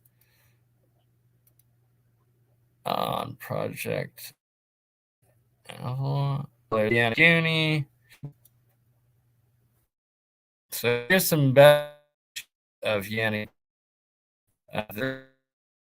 and we can see like precision cut between it, top levels of part of the step pyramid. This giant face carving is one of the main features too, and then all of the stepped levels of right angles of megalithic blocks. And right here we can see megalithic block work, creating a passageway here on one of the levels of the Yonaguni structure. And then this is one of the sides of the Yonaguni structure that really demonstrates that it is a step pyramid cut into a bedrock, cut out of the bedrock into a step pyramid, and it's 400 feet under the ocean. Thus, it had to be from the pre-cataclysm. Anywho, back, I guess, let it play a bit, and I'll talk over part of it. So this is the top of the a bunch of divers exploring it, and you can see all the different layered steps carved into it and out of it, of which the Ferrum Foundation then measures the length of each of these. Foundation is then able to calculate and use to get the radial points that he plots out into all these specific territories. Mapping. This is another area in Yonaguni that's like a stairwell, and just phenomenal imagery here of this real place, the Yonaguni pyramid. Oh, now I'm glitching a bit. Okay, I guess that's because I was also playing a video, so that would have to do more with the processor of my laptop and not my actual internet connection. Good to know. Also, great news. Thanks to everyone's support and your donations, my brand new laptop with a extremely improved processor has come in. I was trying to, it just came in today. Sadly, there wasn't enough time to get it working before this stream, but my dad is helping me right now and installing the, because it had to be reinstalled, the, oh my goodness, the software, the Windows, whatever the heck it's called. Operating system, there we go. So in the future, there will be zero lag, and I will be able to start editing videos as well, and not just doing the straight live streams, and do beautiful clips for all of you, just like Campbell does, and Campbell is so excellent at it. So right here, this is a great demonstration of, I believe, Atlantis and Lemuria. Is shown here in this part. Maybe that one's Atlantis, I think, in the top left. Island Atlantis, yes. And what he is showing, oh, and Gronland as well, this island, AD 1380. Oh, ice, green. Anywho, he's showing some of the anomalies from the ancient maps, such as the Piri-Reis and all the ones that Campbell has done such an excellent job of going over the years, and that I am so fascinated with as well, like the Mercator maps and everything. But in here, Klaus Donna is comparing and showing both the Piri-Reis map, a portion of it in the top right corner, and in the bottom left, he is showing this stone. It's an oopart that he's collected and found, and that it is actually what he is showing, and goes in great detail in other presentations to show that it's an old world map stone that was made, so it's most likely geopolymer made, that actually has an accurate outline of the continents within it, and that you see the white quartz lines going through the center of it, that is actually the equator, and it accurately maps the equator as well, with this quartz line through the rock, compared to the other quartz lines that are throughout it that are mapping out the different continents. And the most important part of it is that there's this extra continent here. If you guys can see my mouse going on it, it is the top left little picture of the stone rock map, and the lines like a V, and on the right side of it there on the line, there's this other island continent, and Klaus Donna goes over that island is now missing. So it's this rock map has accurately all of the existing continents plus this additional island continent, and he's showing that it is in fact depicting Atlantis on it, and that this oopart map was from the time of Atlantis and accurately was mapping where Atlantis was in the world in that time. And I find it extremely fascinating. Let's see. Used already long time before Christopher Columbus came to America. Let me know how the sound and you is. can see how perfect this map was already in the beginning of the 16th century, showing part of Europe, of Spain, Portugal, part of Western Africa, and also part of South America. We do know until now who was able to make such a. On the top, on the right side, you can see the Piri-Reis map, which was used already long time before Christopher Columbus came to America. You can see how perfect this map was already in the beginning of the 16th century, showing part of Europe, of Spain, Portugal, part of Western Africa, and also part of South America. We do not know until now who was able to make such a perfect map already centuries ago. And on the rest of the Piri-Reis map, which we do not show on this picture, you can also see the Arctic without ice. In 1956, researchers found out that the Earth under the ice mass at the Antarctic is exactly like the Piri-Reis map was showing. So should be at least older than 10 to 12,000 years. But the next question would be, who was able to make such a wonderful world map? On the left side, on top, you see Atlantis, done by Athanasius Walzemüller. And the map is the other way around. He did it the other way around, and you can see the Africa and also America. And you can see on the left side its own world map.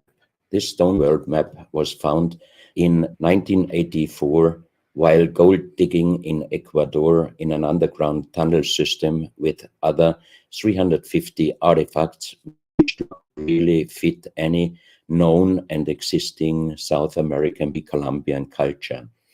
On this stone map is a natural quartz line, a white one, and front side of the world stone, and you can see approximately in the Near East, close to Saudi Arabia, you can see an inlay as an eye.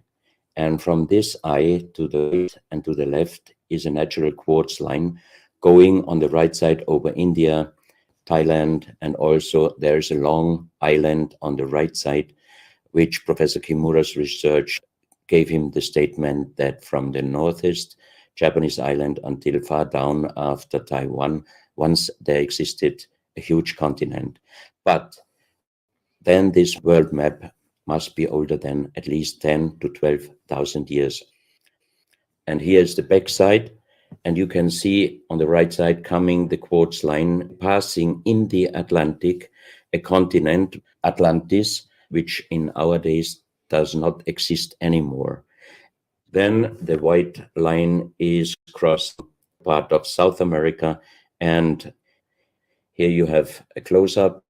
You exactly see the Bay of Guayaquil, an inlay going up to north, and a round inlay showing exactly the place where there were found those artifacts, and there is also the best quality water worldwide existing.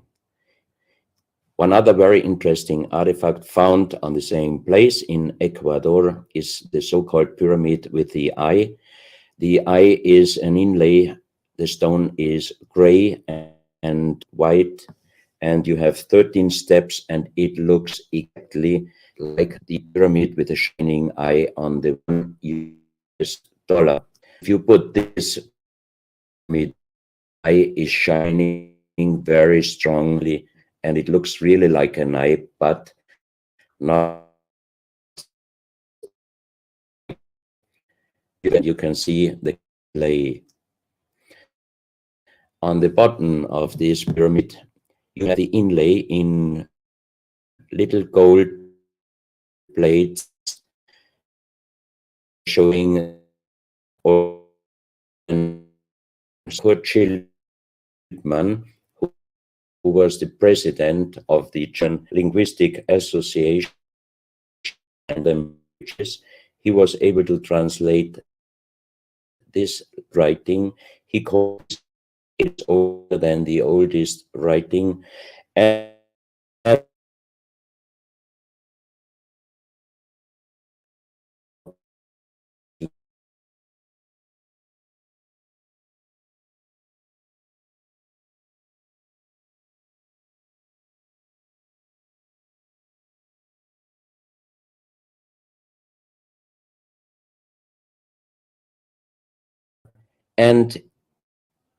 in southern Italy, just a few years ago,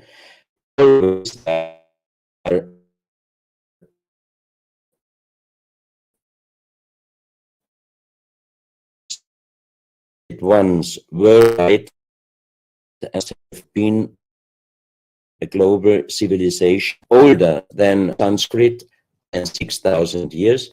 And Professor Schildmann also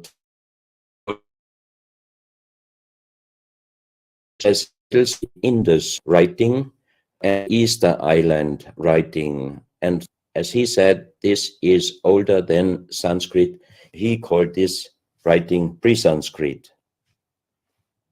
On this stone, you can see on the top the two eyes, and then you see the right hand holding the pyramid and putting the left hand on top of the pyramid. That means showing how to use this pyramid with the eye. On this stone, you can see an encarving, sitting a man on a stone, holding the pyramid exactly as it was shown on the artifact before. From his eyes are going rays out, and on the right side, you see two bowed persons. On his head, he had something like a helmet, and from this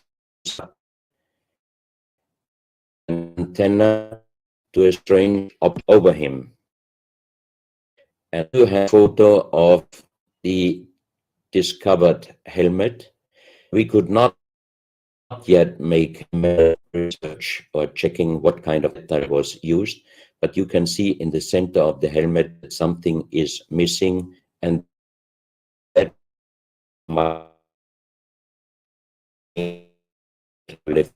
Another finding from the same place is one big jade cup and 12 little jade cups. As the 12 cups are man-made and each one is a little bit different in size, if you fill them up perfectly with water and you put the 12 cups of water inside the big cup is completely filled. The next strange thing is that you can see on the little cups numbers which are looking like the Mayan numbers, but if you compare them with the Mayan numbers, you find out that there are some little differences. You can see late star constellation, also showing the Orion and other stars. And inside the big cup, very, very magnetic, and outside the cup, nearly nothing. Professional geologists are saying this is impossible because if a stone has metal particles inside the stone, it must be same magnetic from both sides. Here you have a close-up of the big cup, and you can see a perfect inlay of star constellations, and they are shining very brightly if you put black light on it.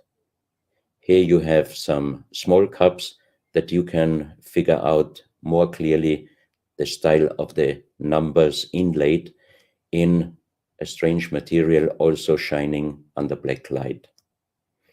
That's another piece, a jade plate with the same star constellation inlay like on the big cup, and two persons facing the sky. And on the next picture you can see that also the eyes of these two statues and the star constellation is shining very strongly under black light. This was once a border with Mali. They found on a huge granite mountain the half portrait of a lady done in granite stone, and the size of this statue from top of the head until the middle of the torso is exactly 150 meters. Never be able to do. And if you look at the close-up of the face, some experts told me that this face definitely is not European, but also, of course, not Black African. It must be either South American or Asian culture. But then again, we are at the point 10 to 12,000 years ago, the civilization close to this area in Sierra Leone. Professor Pitoni was in charge of diamond excavations. And here you have a granite, put something inside this pot, and also on top of several nomolis, there is a hole for putting something inside, and most probably they were used for ceremonies. I did several X-rays, and you can see here on the right picture one of the X-ray existing. Some of you might have several pictures, photos on the internet of giant skeletons found in desert, in India, in China, and other places. Most of those photos were competition to present Photoshop. I was impressed when I received first time one of those photos, but these photos I'm showing you now, they are definitely not coming out from a Photoshop competition. These photos are real skulls and skeletons. This skull was found in a tunnel system underground in Colombia. The skull is dated up to 11,000 years. The skull is bigger than normal skull, and the front teeth of the jaw are lined up in a different way than our teeth. Something that occurs to me here is that there's a very strong, pronounced jaw. It's a very prominent jawline, very prominent chin. And here you see a photograph that was shown to us by a Project Camelot insider. Now, this isn't a real photograph. This is a scene from the old Arnold Schwarzenegger movie Conan the Barbarian. And what you're seeing here is a special effect on the actor James Earl Jones. The critical thing here is the shape of the jawline. Our witness, who had spent time with the Anunnaki in real time, in the present day, said that one of the things that characterizes them, besides their size, which he says was 8 or 9 feet tall, he said they're very large and they're very strong and they look larger than that. But that's round about their height, which matches exactly the 2.6 meters that Klaus has been talking about. He said it's a very prominent, strong jawline. And this is what strikes me about these skeletons, these skulls here that we're looking at right now. Didn't know. No, you need to know this. Back to Klaus. So once again, here you have a very old photo done in a museum in La Valletta in Malta, and it shows several long skulls, and the explanation is deformed skulls, but they are very long, going to the back. This is one of several very, very strange skulls. They are presented in a small museum in Ica in Peru. Ica is located close to the famous Nazca lines, and the museum is called Museo Maria Reiche, the German lady who was researching her whole life about the Nazca lines. And in this museum, you can see the most strange skulls I ever saw, all found in this area close to the Nazca lines. So the question is, what kind of humans were living there and how did they get those skull forms? And especially this one, definitely several doctors and experts told me it would not be possible to create such a kind of deformation, because through deformation you do not get the double bone material on the skull, and on this skull even you have particles of the skin and hairs, and I think it would not be difficult to do a age dating and especially a DNA analysis of this skull. On this picture I show you some lead skeleton forms of giants in the year in the south of Ecuador, in the province Loja. There broker who was working in to this piece, and he found the broken bones of a giant. Good. Well, Klaus, I asked you if you would take us on a journey, and for the last nearly an hour, I think it is, you've taken us on a fascinating journey, not only around the world, but through time, back as long ago as... All right, so there's some pretty fascinating work of Klaus Donna there towards the giants, ooparts, pre-cataclysm civilization, and the elongated skull folk as well. So while we're still on these giants and the elongated skull folk and everything that existed prior Younger Dryas catastrophe event, aka the Atlantis timeline, the Atlanteans, and megafauna, and the time where giant animals existed, supposed dragons or dinosaurs existed, mammoths, giant beavers, giant armadillos, giant sloths, everything was giant. So most likely, so were the humans that were giants during that time. trying to find what I want to show all of you lovely, beautiful souls. Sorry, thank you for bearing with me. I just have far too many tabs open, and that also might be why she's a little slow. Come on. No. Megafauna. Here we go. There we go. All right. Megafauna. Drying out of vast island lakes may have caused. Evidence proves climate change.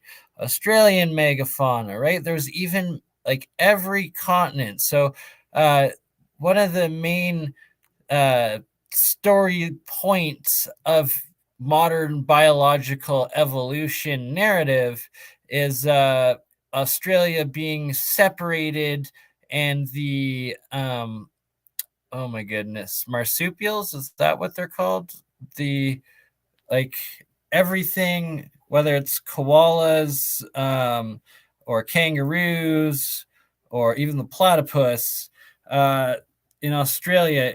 Am I correct in calling it the marsupials? Is that the right one? Or anywho, they have like the pouches for their babies. They're a certain type of mammal animal that has evolved separately from all the rest of the world or the continents, such as Asia, Europe, Africa, North America, South America, where we share similar species, such as like the deer, the bears, the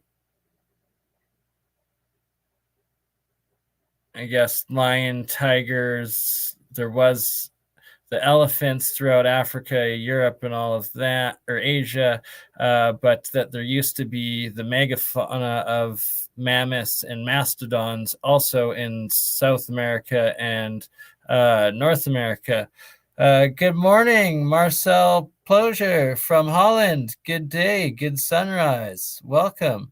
Who are we? Geopolymer 3D map is cool. I would love to see that. Yes, and hopefully Michael Dutch, since I'm going to reach out to him again this week and hopefully be able to set up a interview with Dutch Sense finally, so that we can go over all of his amazing, phenomenal discoveries in regards to star forts, in regards to geopolymer, in regards to continents being artificially or intelligently designed, created, all sorts of fascinating things that Dutch has discovered, as well as the fact that there seems to be a missing glitch on the globe model for his earthquakes, and that he suspects and wants to try his earthquake model out on a flat earth model to see if it works better.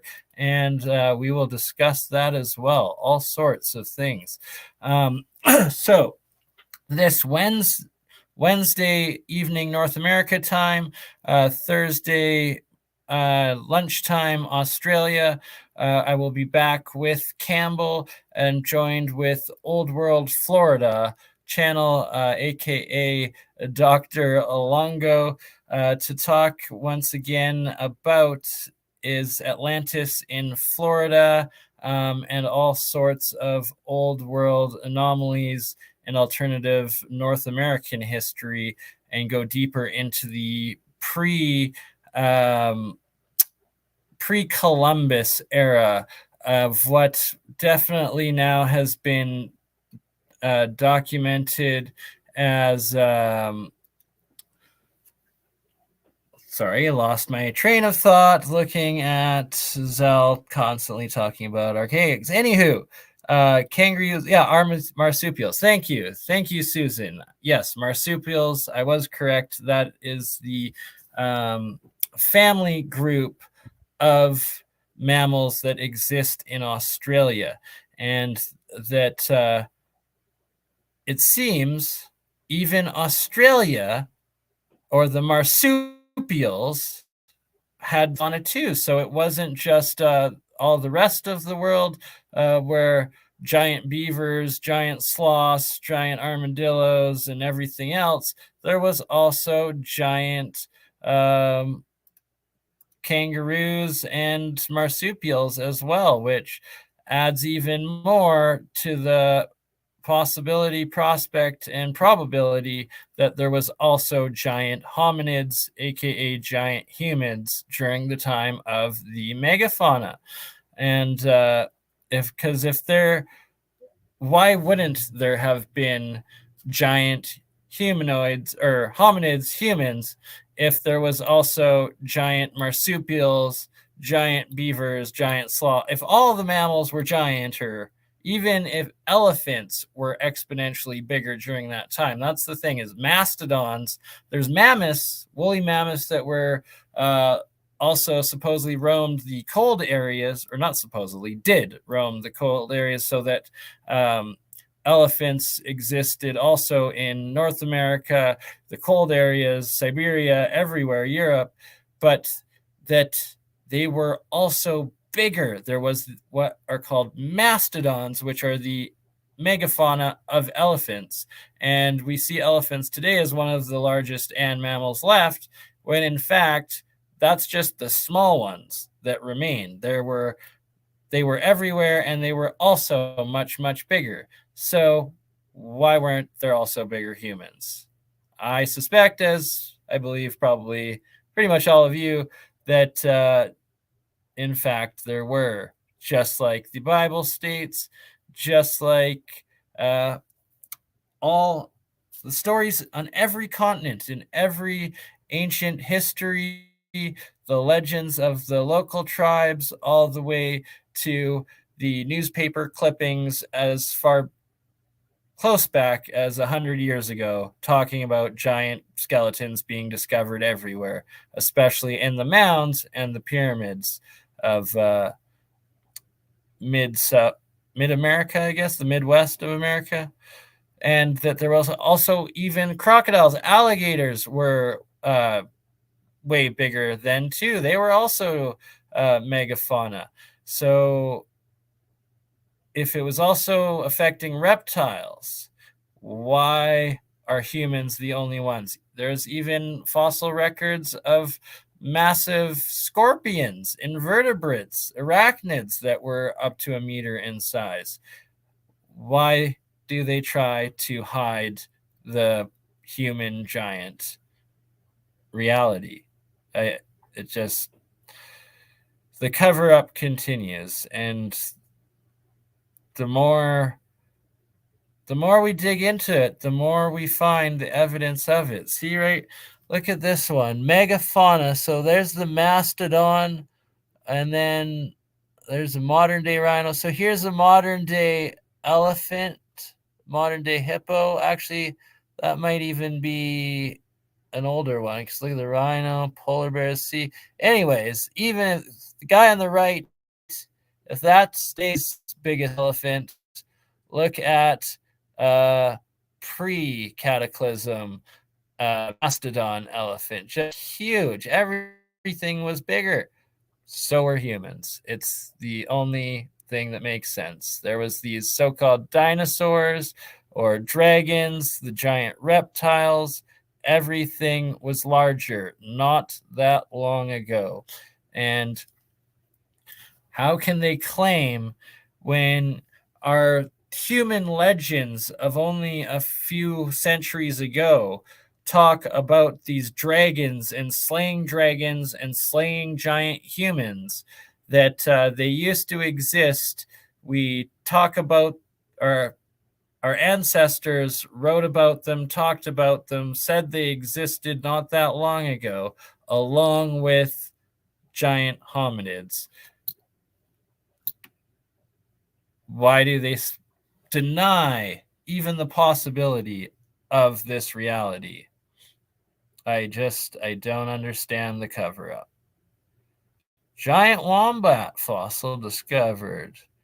What else? Let's see here. Megafauna have always fascinated me. This, look at this Siberian rhino. And that there was also rhinoceros in the cold areas, the tundra, the Siberia and what would be the North American plains as well. Look at just, this wasn't that long ago, and it's now documented and accepted in mainstream academia that these animals was alive only 12,000 years ago. And also 12,000 years ago was when we were building, at the minimum, building and living in Göbekli Tepe, Turkey, and making giant megalithic structures and civilization and architecture at that time, and thus organized, technologically developed humans existed along with these men at time period. How are there not also giant humans going along with it?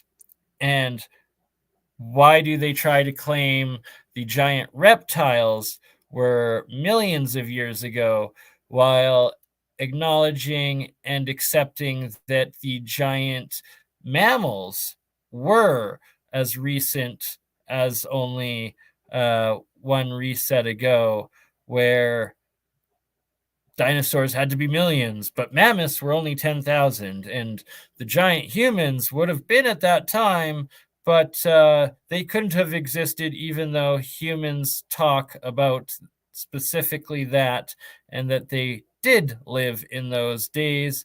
They were alive at that time, and they were most likely some survivors alive only a couple hundred centuries ago, and possibly still exist in some corners of this realm today. Of course, a lot of what I say is rhetorical. I'm asking rhetorical questions for all of us to ponder. I do not try to impose any beliefs or information on anybody. Most of this is speculation and just open discussion. That's one main thing I must point out. Everything that we talk about, we are talking about for an open debate and discussion. A lot of it, unless we're showing direct evidence, obviously is speculation and such. And as we look into things in these live episodes and discover things live and interpret them live, being exposed to it often for the first times live, that initial reactions may not turn out to be the actual case, and that often we, well, I'm not sure, often or rarely, you guys tell us, but we do make mistakes. That's the thing, is that initial reactions aren't always correct, and we're just discussing ideas here. And I bring this up in regards to some of the attacks that have been happening towards our work lately, with some areas of our community. Sadly, the community of alternative history research and truthers has been infiltrated, seems like it's been infiltrated by spies, spooks, and disinfo agents. And there has been a lot of FUD and attacks recently, and claims at debunking some of our research and discoveries.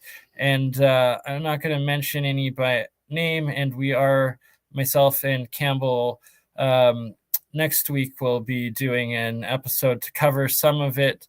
Not going to mention anyone by name because I don't want to support them in any way or give them any sort of actual energy, because all they're doing is fudding and attacks that are ridiculous, and they take tiny misinterpretations or in fact, a couple mistakes that we have made in past live shows off of our initial reactions of some live discoveries we've made, and then claim to debunk everything off of a couple of mistakes that we had already addressed prior to their attacking, claiming BS videos. Anywho, for those who know what I'm talking about, and for those who don't, specifically, this is on the Starfort alternative history research and topic, and the claims by a couple of bad actors that like to flip-flop everywhere because they flipped on the community and have been making nothing but flop since. Anywho, posted a video about 2 starports in particular that myself and Campbell like to talk about and show. One being the really beautiful Star Citadel city or town in, I believe it's Holland, where there's still, I think, 4 or 5 fractal moat levels around the inside Star City town, and that it's just so beautiful, the images of it today, and that it's active today, like lived in today and whatnot, still existing as opposed to being destroyed, is another reason it's often photographed and shared around. And the flip-floppers when did some decent research, actually looked up things that I myself was unaware of, and I suspect Campbell was unaware of. And the good research that is done, I will always say I appreciate good research, and we don't have enough time to look up everything ourselves, and I never claim to know everything or be a know-it-all or anything of the sort. Point being, they found the more recent history of this specific little star town in Holland, and that there was major restoration work done on it, I believe, in the 60s, maybe the 50s, and that there was some pictures and video of it being renovated at that time. And they claimed that because of that and showing that, to debunk everything Starfort and our entire alternative history timeline that seems to be coming out for Starforts. And this because they were showing pictures of the canals being dug out of overgrowth and being renovated to the beautiful beautiful flow and upkeep that are visible today in this Holland Starfort city. And it's just so ridiculous and backwards, because I believe, in fact, it's actually supporting our thesis and showing that these are, in fact, a lot older and more ancient than is claimed to be, in the fact that they had to have modern machinery to actually dig out the foundations of these filled-in canals and restore it, and that they're missing the actual point that this is restoration. They didn't build from new this these extra canals and impressive, beautiful Starfort town. No, they were digging out those original, ancient, perfectly level fractal canals that are now so spectacular from above and showing. And that it was lost, and from obviously thus must have been built from the previous lost advanced civilization and couldn't have been built only a couple hundred years ago, as the narrative currently claims, at a time that there was no power tools in different laser levels and GPS and all of that. Marcel, it could be. We're going to do a full video covering it here next week, myself and Campbell. Yes, exactly. Venice, California definitely was. That's why it had its name like that. And on our episode together with Old World Florida coming up in 2 days, one thing we're going to cover is, thank you, is also all the canals and the canal systems within the Florida Everglades, throughout Louisiana and the Gulf of Mexico and eastern U.S. seaboard, that I guess they're called Roman canals for those that are aware of them, whether or not it was the Romans or the Templars or the Tartarians or the Moorish, the Moors, or the indigenous natives. By all means, it could have been the native population that was living there before.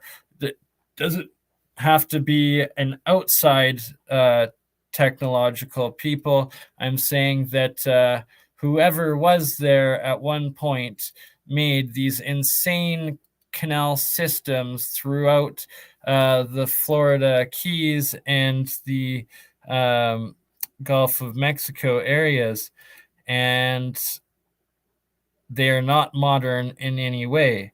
And also, yes, Venice, California, so many places within North America, Central America, South America.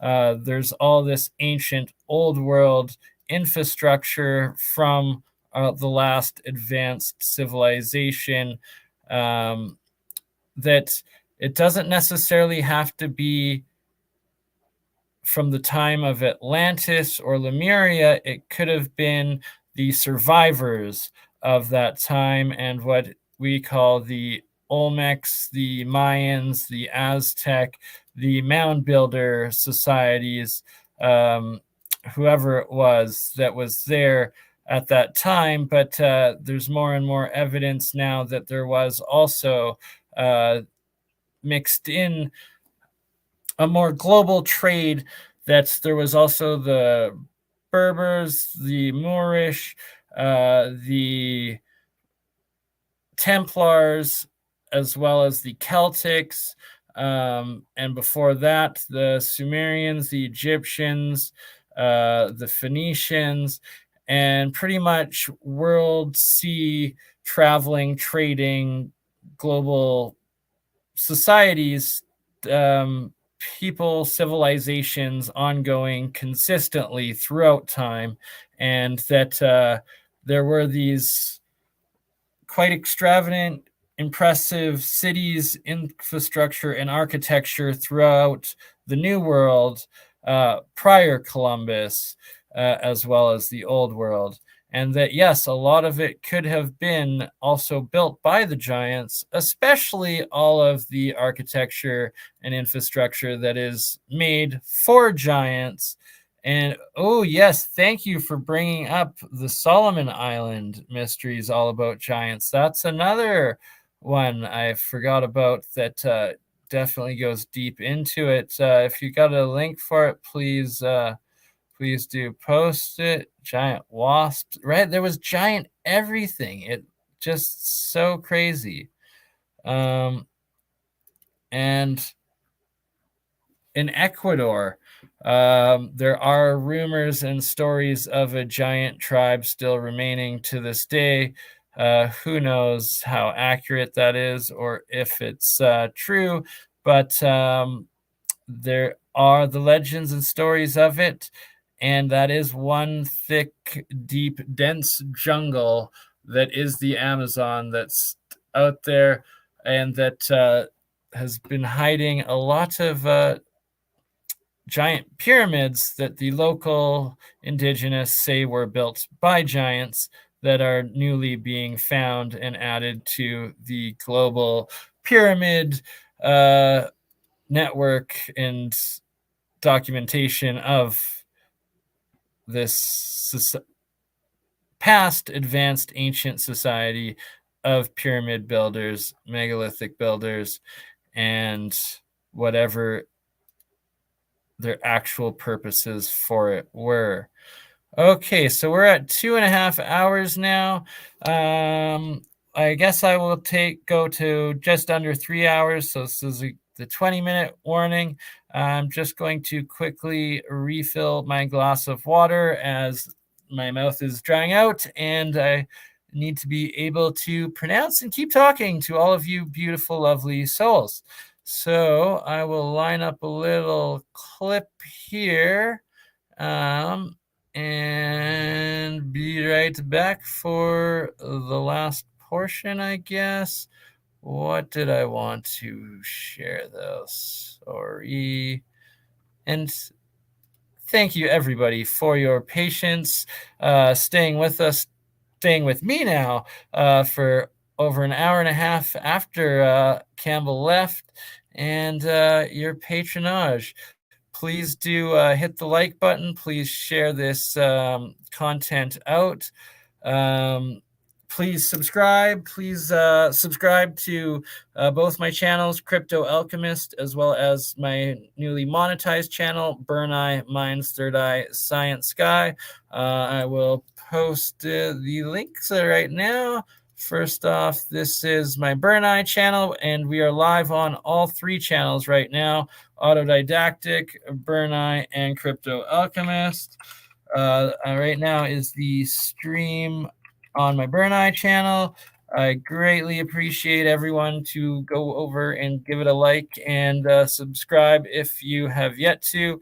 I've got a lot of other streams and content that I do besides all the great work that I've done with Campbell over the years. I have a lot of my own independent work, as well as my alchemy work, my free energy work, the interviews with the Hutchinsons about the crystal energy builds, as well as my weekly shows, Real Science, that I do with Andreas Zertis, MK Canada, that I now co-stream with Andreas Zertis, the monthly Alternative Engineering Propulsion Conference, APEC, and so much more.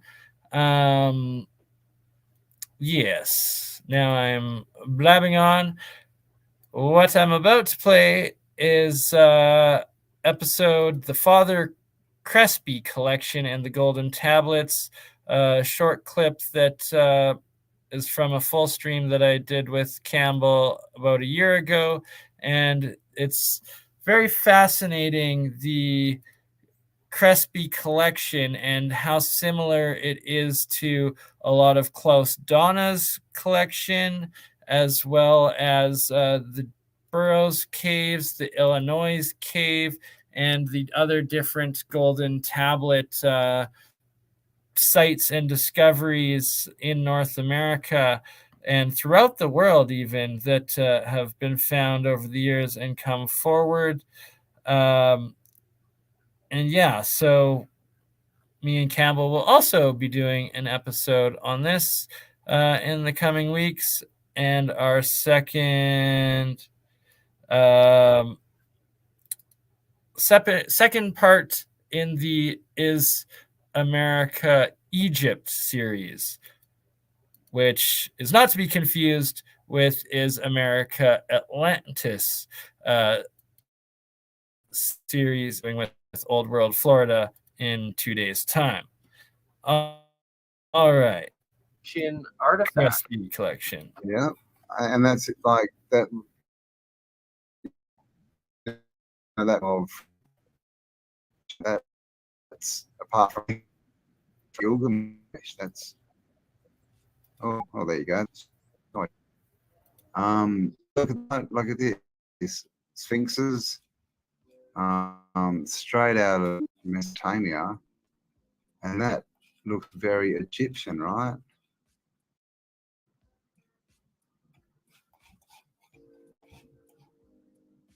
It's just, yeah, definitely one world civilization of giants.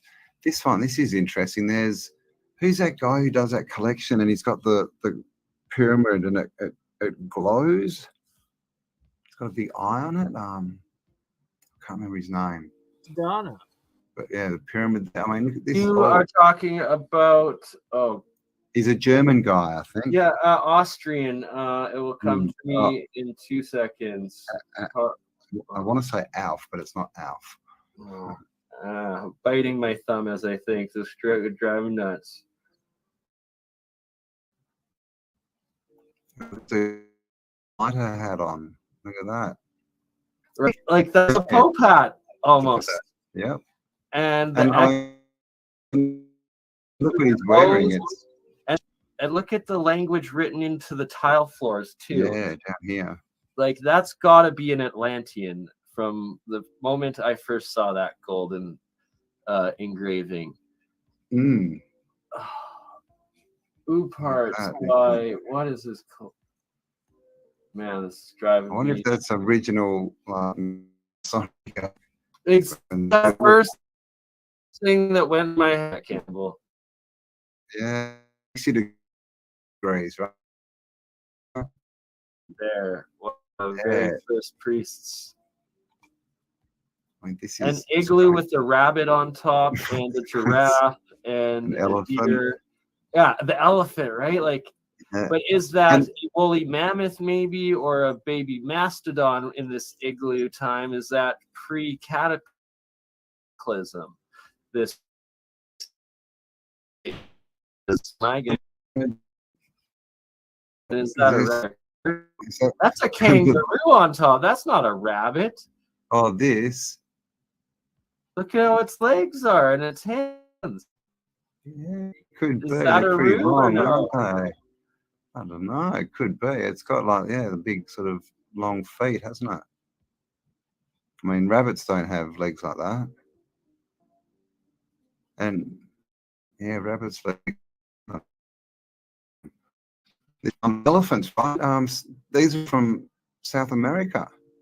So that would have to be before the floods, right? At least 12,000 years ago, if not longer, when the mastodons and the mammoths and the elephants were in the Americas. And look at this, right? Remind you of anything with all this writing at the bottom? That's like the one that they put on the dollar bill, right? And that is like pre-Greek, With Skyscanner, I'm free. I'm free! Danielle Smith.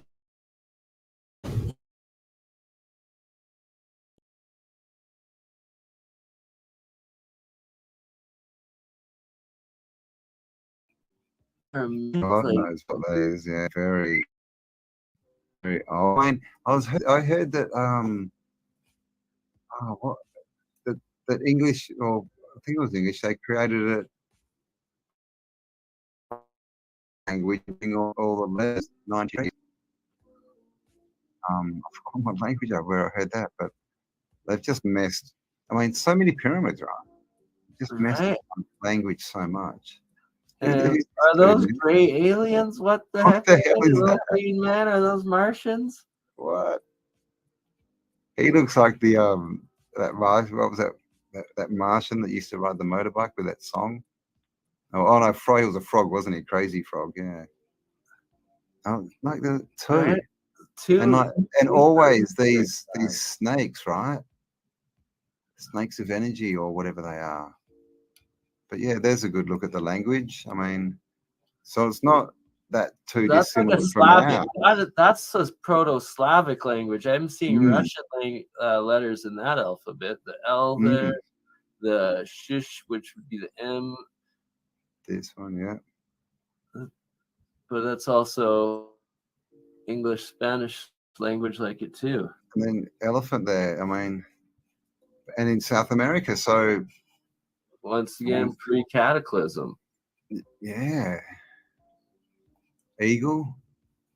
Always the Oh, yeah. eagle symbology, right? And here's the language again. And Yeah, that one's looking like proto-ancient Greek. even got the twin poles here. So it's the symbolism just keeps, you know, it was the same symbols, but obviously different meanings. It's all been inverted and twisted. And I don't know what this thing's coming out on their shoulders are. Are they snakes or something? Right? That, Just I mean, they've got to have been able to decipher this, right? How come we don't all know what that says? yeah, like the computer AI algorithms within the like linguistic departments would be able to frickin' figure that out in no time. Yeah, And that's what because it's- drives me crazy these days. Klaus Donna, thank you. Klaus Donner, yes. That Yes, is thank the you. man. Yeah. So he's got a grubby out there, haven't seen. And this, you know, he's got Egyptian. So it's like a real meld of, you know, it's like this thing. It's like when they and just took rem.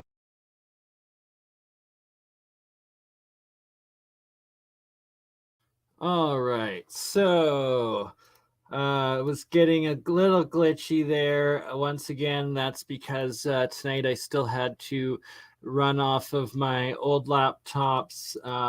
But thanks to everybody's support and donations, my brand new, well, refurbished, because of course buying anything brand new is insane with inflation and the markups. But I got a new computer to me that is refurbished, that is 5 or 6 times faster, stronger, newer than my current one that we're running off.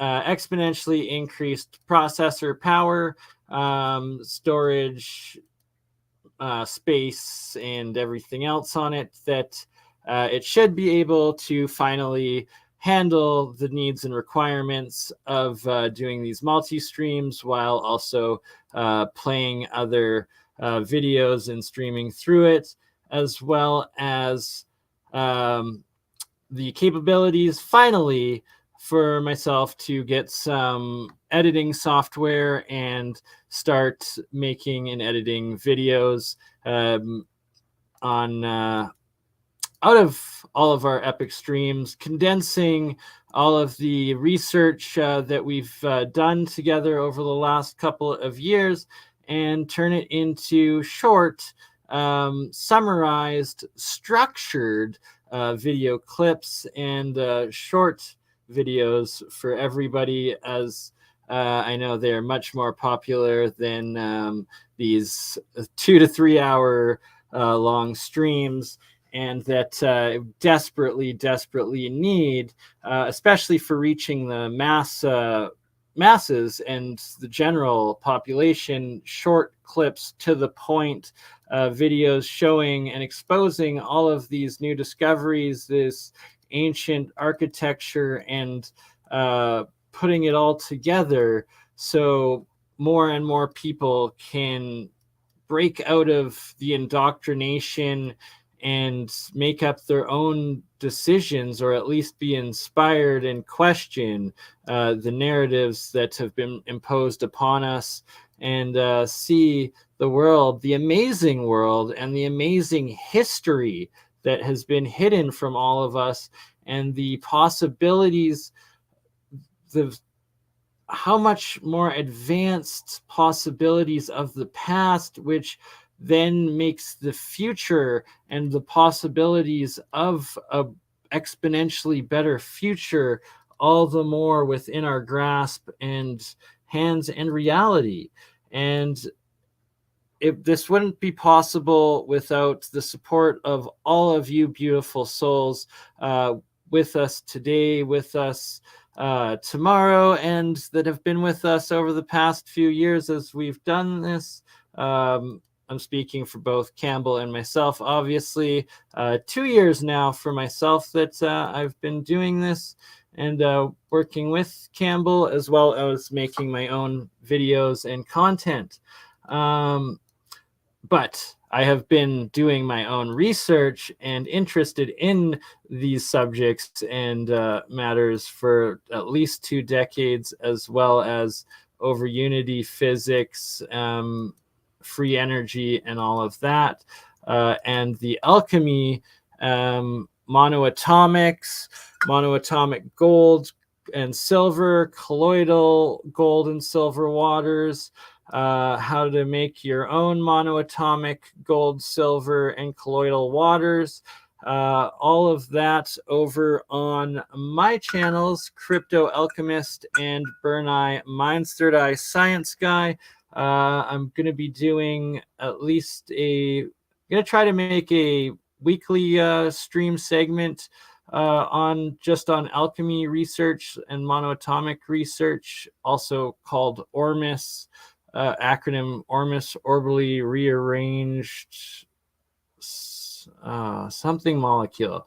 I forget exactly what it stands for. David Hudson's acronym for the monoatomics, and also called GANS, which is Mehran Keshi of the Keshi Foundation's acronym of monoatomic particles as well. GANS stands for gas, atom, nano, solid, state. So the main point being that monoatomic element, so it is a single atom element particle that is just one atom of these solid element metals, which would normally the noble metals that would be in a solid state. But in nature, or we've been taught that only gas atoms exist in this nano single atom state, and that instead of being solid, they're obviously gas, where monoatomic atoms are in a solid state, and that they have they're still a pure metal element, but in a single atom in a solid state, thus the gas atom nano solid state. For all 222 beautiful souls and awesome beings still watching right now, I love you all, and please have a blessed week. We've got about 8 minutes left of my rambling going on. Plasma is the fourth state of matter. It goes gas, liquid, solid, plasma, although probably reverse that actually. It goes solid, liquid, gas, plasma. Plasma would be one below. I don't know. It's the fourth state. It's kind of in between though, right? Because it also, I theorize that plasma is actually higher dimensional matter state and energy, so that you actually it's essentially quantum matter, and it's a quantum state. So plasma state is quantum state, and it is now fully acknowledged that plasma is the fourth state of all matter.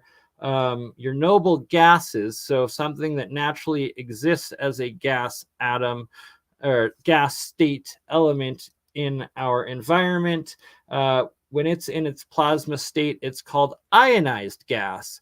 Just like your neon light or any gas that is ionized, that's putting off the light, like a aurora borealis or a neon plasma tube, glass tubes, all of that is a gas atom super excited into its plasma state.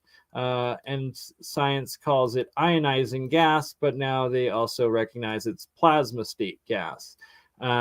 Monoatomic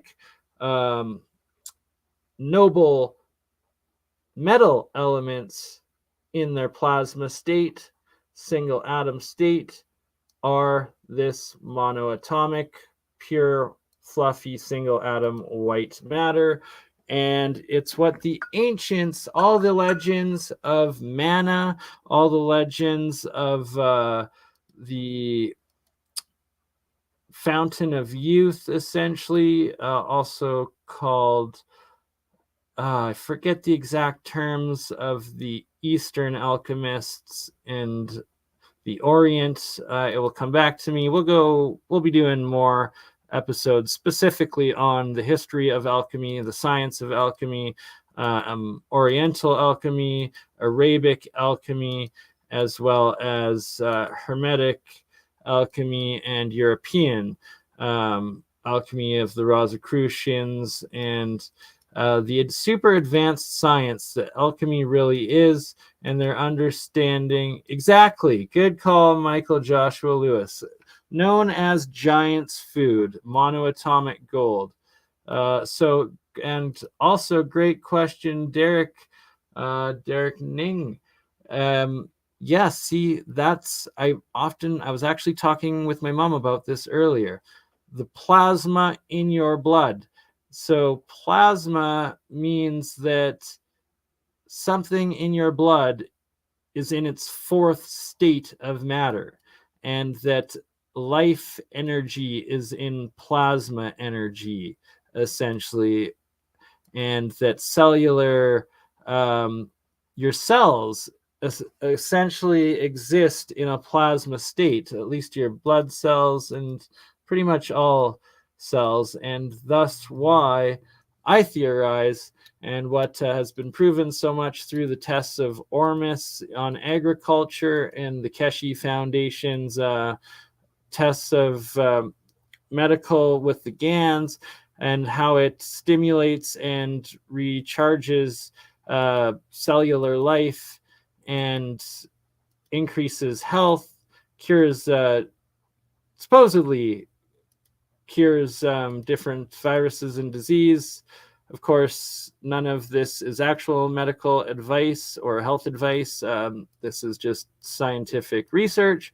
But that the plasma state monoatomic elements are what the body and biological cells in all life use and consume and get their energy from, and it's essentially the building blocks of all cellular life, I guess, or biological life, I should say, and why this palpable gold, as the alchemists of Europe wrote about and spoke about only a couple hundred years ago, aka edible gold, and that it's in this white powdered form. You turn gold into white powder, and that it was the medicine and lost technology of the ancients is how they describe it.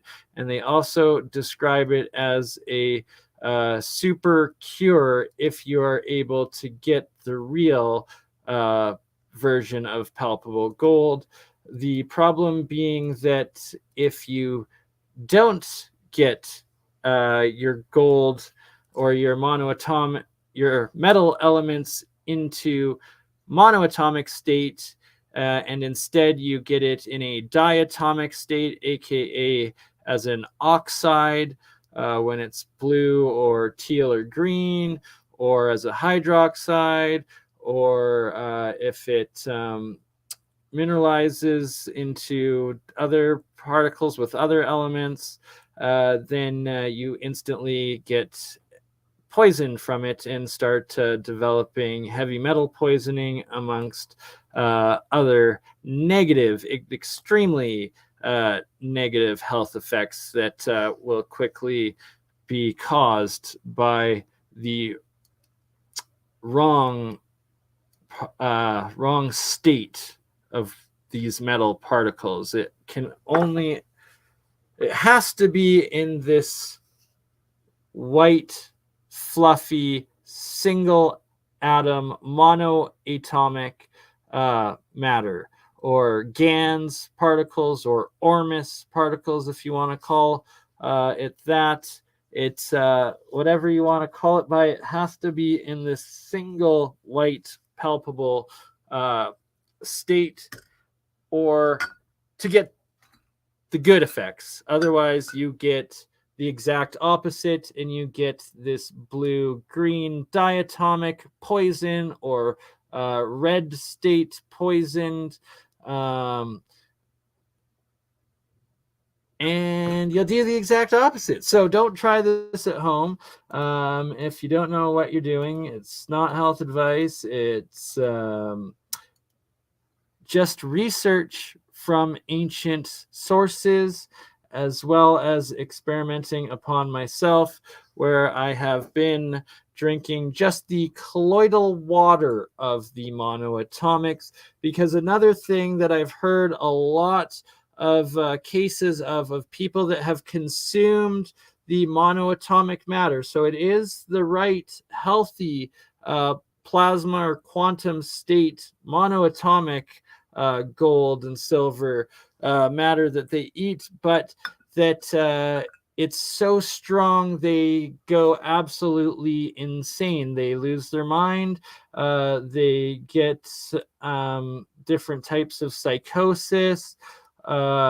Essentially, my suspicion,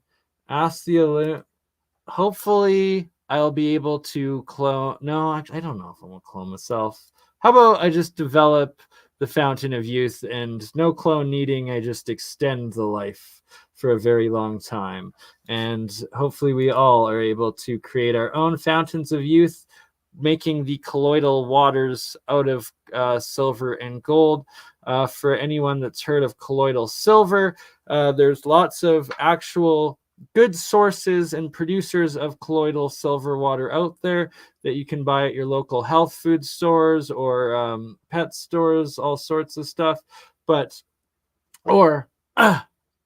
I will be doing an episode very soon on the alchemy research series, showing everybody, all of you lovely, beautiful, awesome beings and souls out there, how to make your own monoatomic gold silver, and from that use it to produce an ever reproduction amount of the most powerful colloidal gold silver water you'll ever be able to get your hands on. And oh yes, especially colloidal silver, colloidal gold water.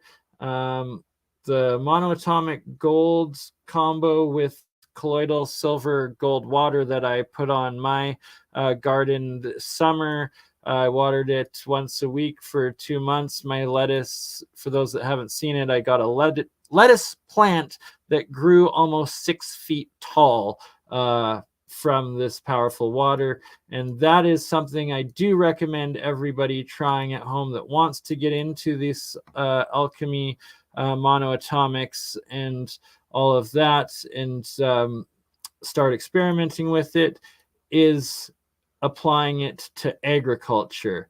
The key thing, though, with that step number one with watering plants, vegetables, and horticulture with monoatomic water that you make from this electrolysis process, is that you have to make sure that you rinse all of the salt out of the reaction in the water first. And that if you water any plants with salt water, you are instantly going to kill them, as salt is poisonous to plants. So that's the first step. And I also don't recommend anyone drinking salt water either. Although the colloidal salt water that comes out of rinsing the monoatomics or the ormus from washing it, there has been reported health effects by adding some of it to your bathing water. Although I recommend you check out the keshefoundation.org for the actual process in doing that, as you can also be possibly allergic to it, or if you use the diatomic water, it possibly could have negative effects.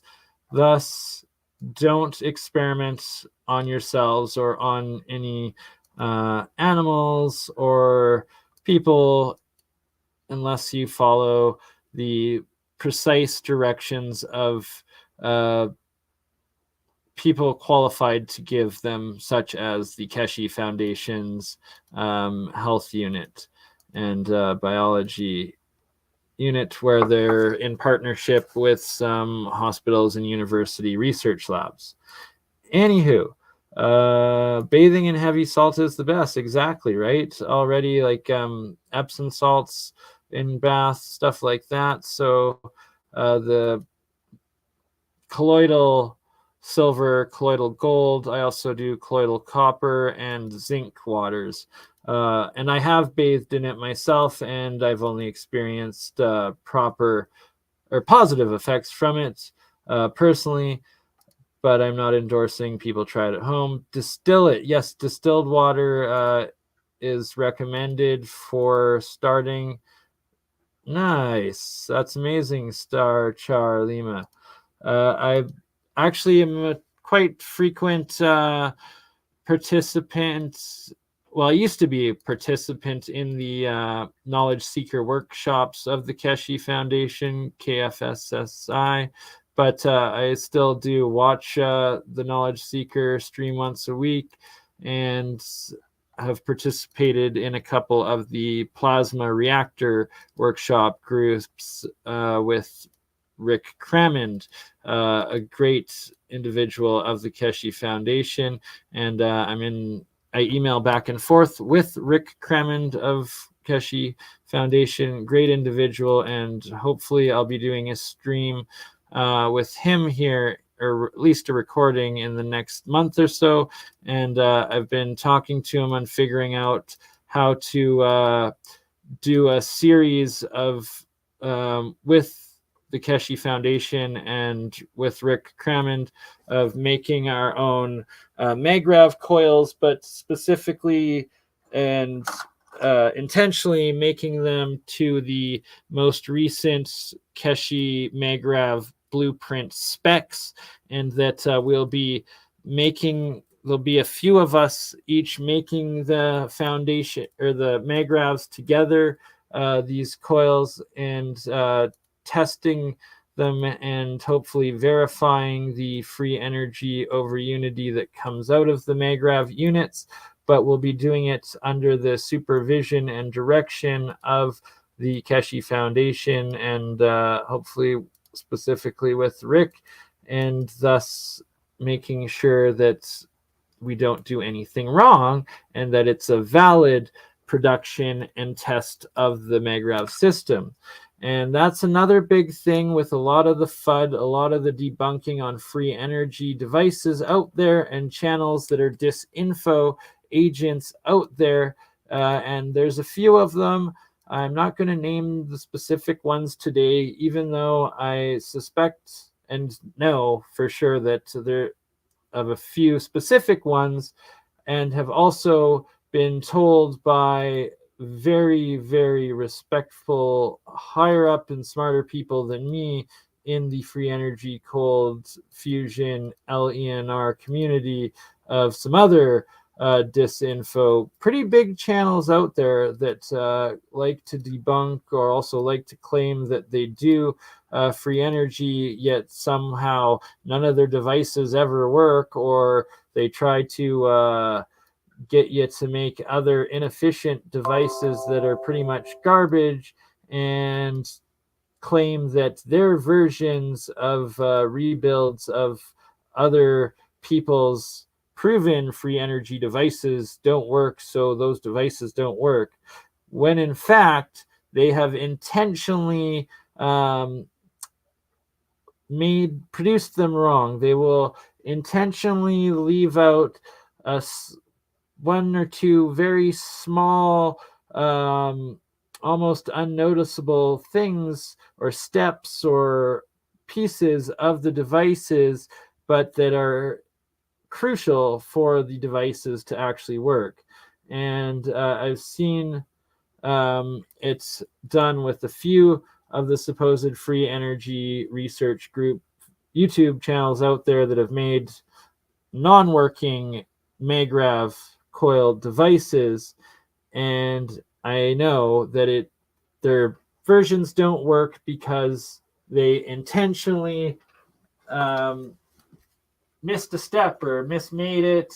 They didn't follow the directions to the T, and made it to fail from the beginning, and that is something that is quite frequent in a lot of the supposed debunked free energy or over unity devices throughout time, including Martin Fleischmann and Pons, I think.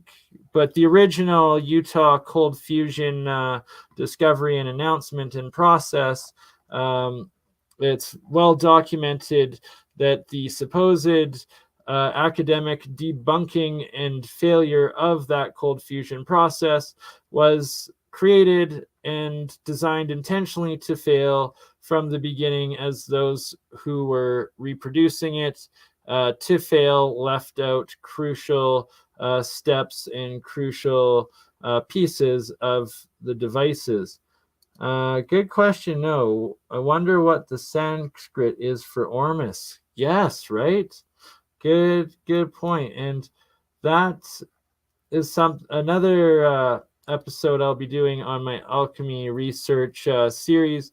A few of them will be specifically on all of the pictographic symbol language of alchemy symbols, and figuring out what each one, some of the multi meanings of each of them. And for instance, in here, these are some of the main alchemical symbols in its language, but there's also the entire periodic table of alchemical symbols for each elements. And I've begun to, and I fully understand the aspect that each of these symbols is a highly advanced pictographic, what's the term? I guess structure of energy and matter, but that it's a highly advanced universal symbols have many meanings. So each symbol, every line, every circle, every dot, every angle within these symbols, within this pictographic language, has a meaning and purpose, and it has to do with the energy and structure of geometry of the elements and of electric and magnetic force, and how it all interacts together. And it ties in with Walter Russell's octave scale of elements and this vortex-based periodic table of Walter Russell, and the archway periodic table of elements of Walter Russell, all of his phenomenal work into cold fusion transmutations.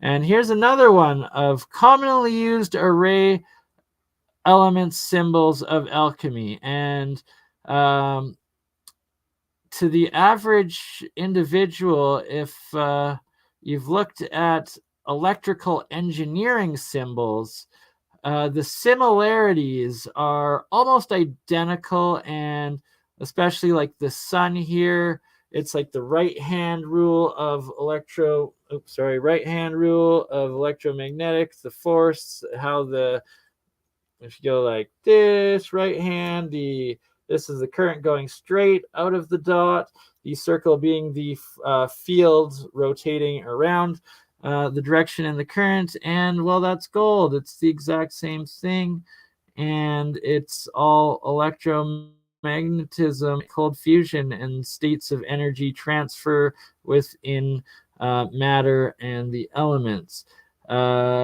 Specifically, that there's three principles: sulfur, salt, and mercury. I believe this three principles is the principles of cold fusion electrolysis, aka alchemy, and the science that I am learning, the transmutations, but the reactions, and that the sulfur is The sulfur is up. So the sulfur is the negative. It is your cathode current, your negative current going into the reaction. Your salt is in fact salt water that is the jar of water that the reaction is happening in. And the mercury is your anode, and it is your positive current going into this cold fusion reaction. So sulfur is the cathode, salt is the salt water of the reaction, and mercury is the anode portion of the reaction. And that the three principles are key. There's a lot more to it. That triangle sulfur up, so that is your gas and your plasma reaction coming off of the electrolysis process coming up the cathode. They go up, and then the breakdown off the anode, the solid and the dissolved liquid going down into the base of the salt water of the electrolysis reaction.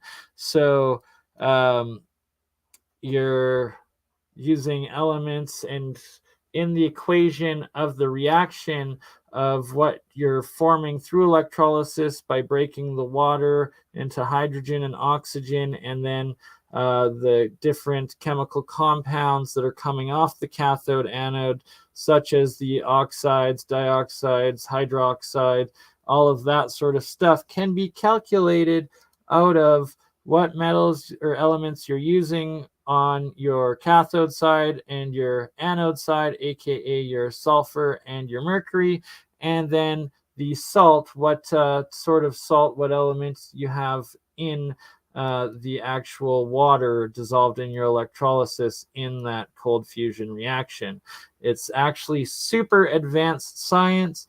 I got most of it, my understanding and thesis of it, reading and deciphering Sir Isaac Newton's newly released and translated alchemy writings, which I have only maybe gone over 5% of the overall. There's so much more to it. But then just combining that with what I had learned from Keshe Foundation and Keshe's GANs, along with David Hudson's Ormus, and putting it all together with my own experiments and research, and understanding now and deciphering that alchemy, electrolysis, cold fusion is the highest of lost ancient technologies. So another aspect of this three principles, your sulfur, salt, mercury reaction, evidence of that in the past is these Baghdad batteries. It's as simple as that. But it could also be a witch's cauldron or witch and wizard's cauldron.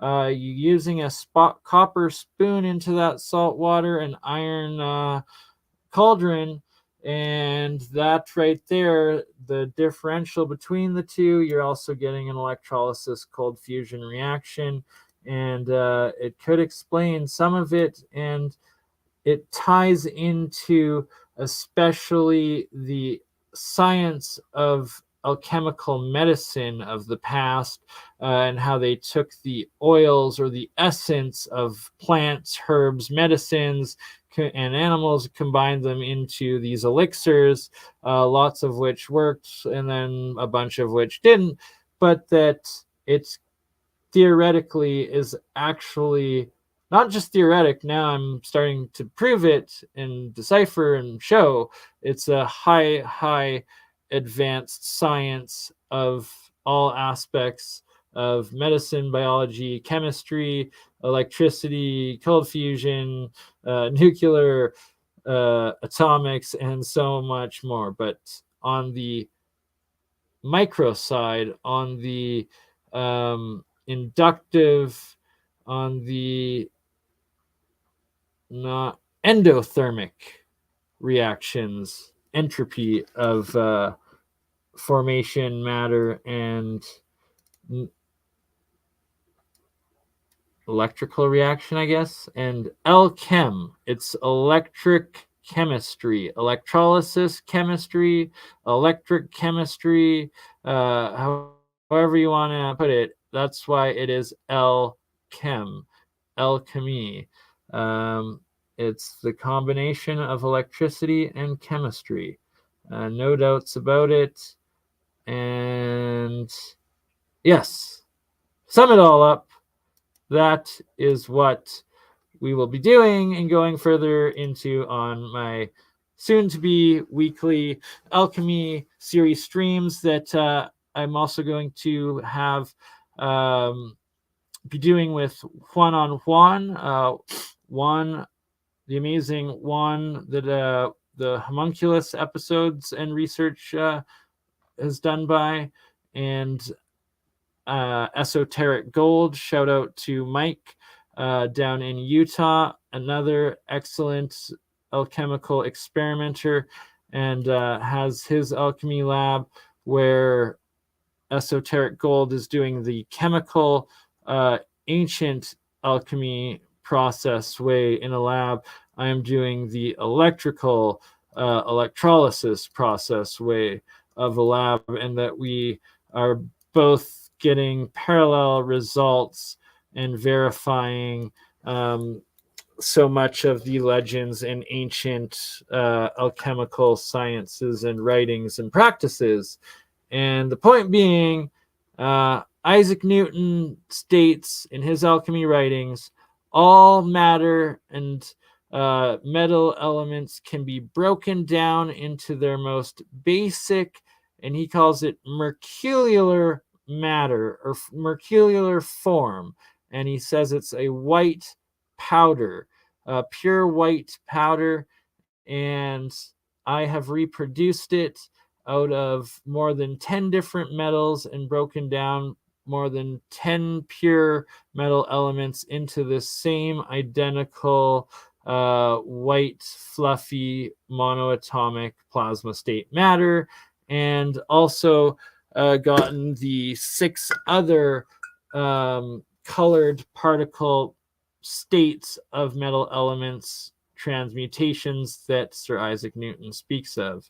And yes, I would love to advance my alchemy research and take it to the next level, test several theses I have for cold fusion and transmutation of physical metals from one element to another.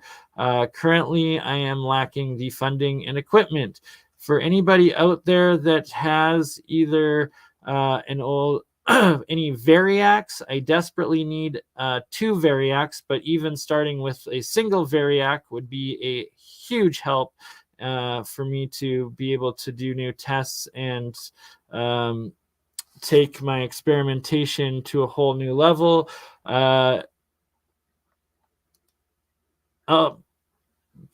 Yes, variac, looking for 1 or 2 variacs, as well as 1 or 2 signal generators. I desperately also need the signal generator equipment as the other crucial missing piece of my cold fusion electrolysis transmutation experiments and thesis and process.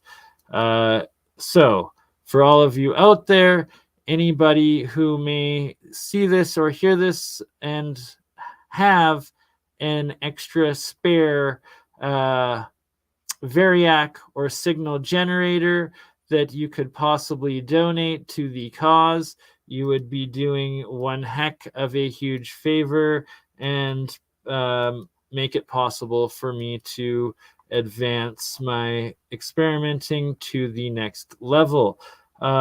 Also, anybody wishing to support my research, you may donate to me through the super chats on my BurnEye, Mind's Third Eye, ScienceGuy YouTube channel, finally now, or directly through PayPal, which is a huge, huge help for PayPal donations. Just posted the link one more time for PayPal.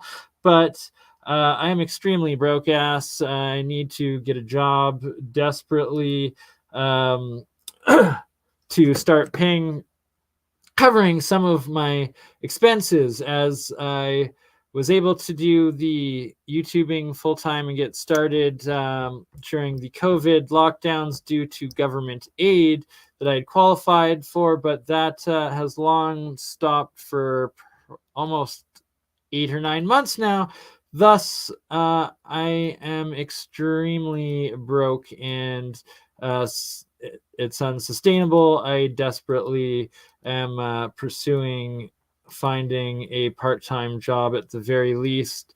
I just finally got my police abstract back, which was the first step to be able to get a marijuana handling license or ticket or whatever the heck it is. It's what's required in my province of Alberta in Canada to legally get employed in the new marijuana dispensary industry and get a job. Anywho, that's a 2-week process now. I can get do the course, and then it takes 2 weeks for the ticket to come in to then finally be able to work.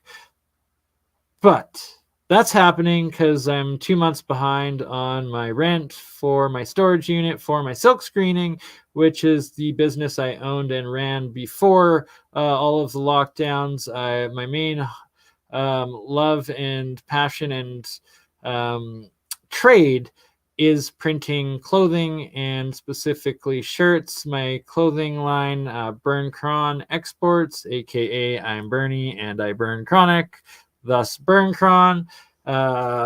This being one of the designs right here, I call it Weed of Life, but the sacred geometric pattern that it is designed off of is the Seed of Life. I still have several women's tank tops in with this design on it, as well as a few sizes of men's shirts remaining on it, mostly small, medium, and I believe extra large. For anyone that has donated me through PayPal $50 or more in the past, please message me if you would like to receive the whatever shirt and pick out size and design from my remaining stock. And as long as you cover the shipping, you get one shirt for every $50 that people have donated in the past. All of that's still valid, as well as for fundraising right now. And the same deal applies. Anyone willing to donate $50 or more to support my work and willing to pay the shipping, I will send you a shirt of your choice from my remaining stock of designs and sizes, which I will be doing a full inventory and several videos on going forward in the next month as well. BurnCron.com, BERNCRON.com. You can see most of my designs, prints that I have made, just limited sizing. Anywho, thank you everyone for being here. 3.5 hours now. 227 beautiful souls still watching. A couple more things to go over, and then we will call her a day.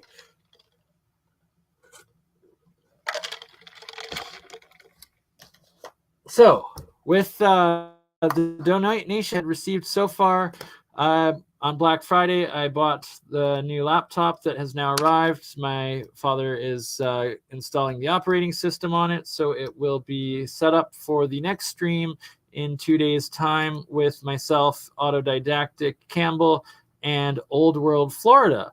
Also, my weekly show, Real Science, is going to be on Thursday North America time, so Friday morning Australia, with the Hutchinsons. Our next episode with John Hutchinson and his lovely wife Nancy Hutchinson is confirmed for this Thursday evening, my time, Friday morning, Australia time, and it's on the next in the series of the crystal battery builds. Real free energy for all of you and me, and I'm actually going to be making my own first crystal battery in this episode. We're going to have John on and Nancy Hutchinson on for 2 to 3 hours time, where we will be going over how to build the batteries themselves, their own experiences with them, as well as for the first time, the Hutchinson's going to delve a bit into their more advanced versions called the Johnny tubes, which is a more refined version of the raw basic crystal batteries, as well as hopefully also be talking about what they dubbed Johnny's balls, which were spherical ball-shaped crystal batteries that Nancy mentioned. In the ball shape, these battery cells somehow are able to operate both on the AC or DC as well as AC, which alternating current coming out of a battery cell is freaking fascinating.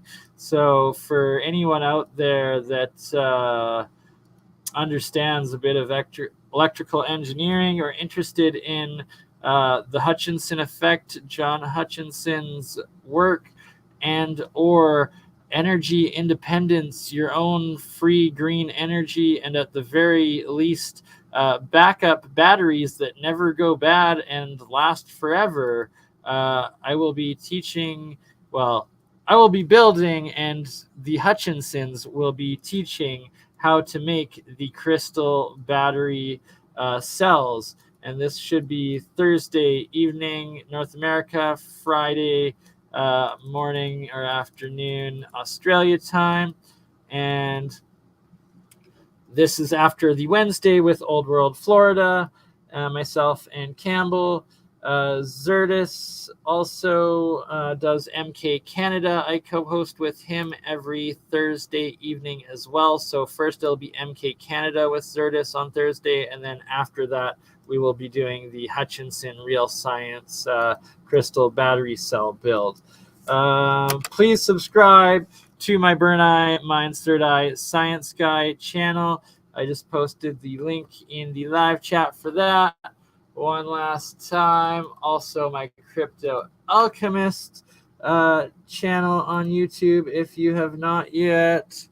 I do appreciate it all, as I am suppressed by the algorithms. They have not let me gain 1 subscriber in the last month. It's absolutely ridiculous. So I appreciate everything that helps, and also check that YouTube has not unsubscribed you from my channels. If you are a subscriber and haven't noticed any of my videos popping up lately, quite possible you have been unsubscribed as well.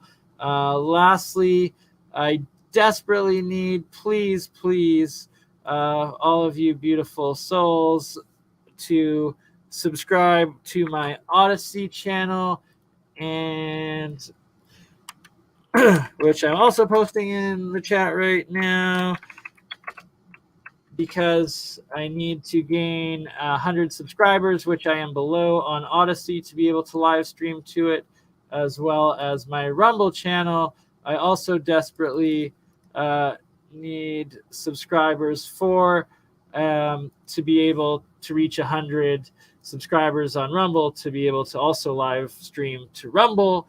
And like I said, we will be doing after party streams once we're up live streaming to Rumble and OdySee going forward, that after the official 2-hour stream are done, that it will continue for a little bit extra uncensored, amazing, raw after party streams on the Rumble and the OdySee accounts. And here is my Rumble. Just like I have already started doing, and we did this past Saturday with the Science of Sound stream on my Twitch. And lastly, I shall post my Twitch account as well. So for all on Twitch, please also subscribe over there if you haven't already done so, as we are currently also live on my Twitch channel. And you never know when specific after streams continue on the Twitch channel once it ends on YouTube. Thank you so much, Jason. I appreciate it. I truly do love all of you awesome beings and beautiful souls out there. Even those who don't like me, I still love you, because that's the right thing to do. Hate gets us nowhere, and division, divide and conquer. That's how the parasites and the elites keep control, and it's how we get screwed. And unity is the only way forward for us to succeed, and that's what all of this is about, is being unified together, working together, bringing forward these free energy designs, building them together, getting the information out there, doing the research and information, figuring out the real history of humanity, what actually happened, discussing it together, and getting it all out. Because without it, if we don't know our past, how are we ever going to make an honest future? And that's all there is to it. If you're living a lie, all you will ever know is a lie. And we all are so much more than that.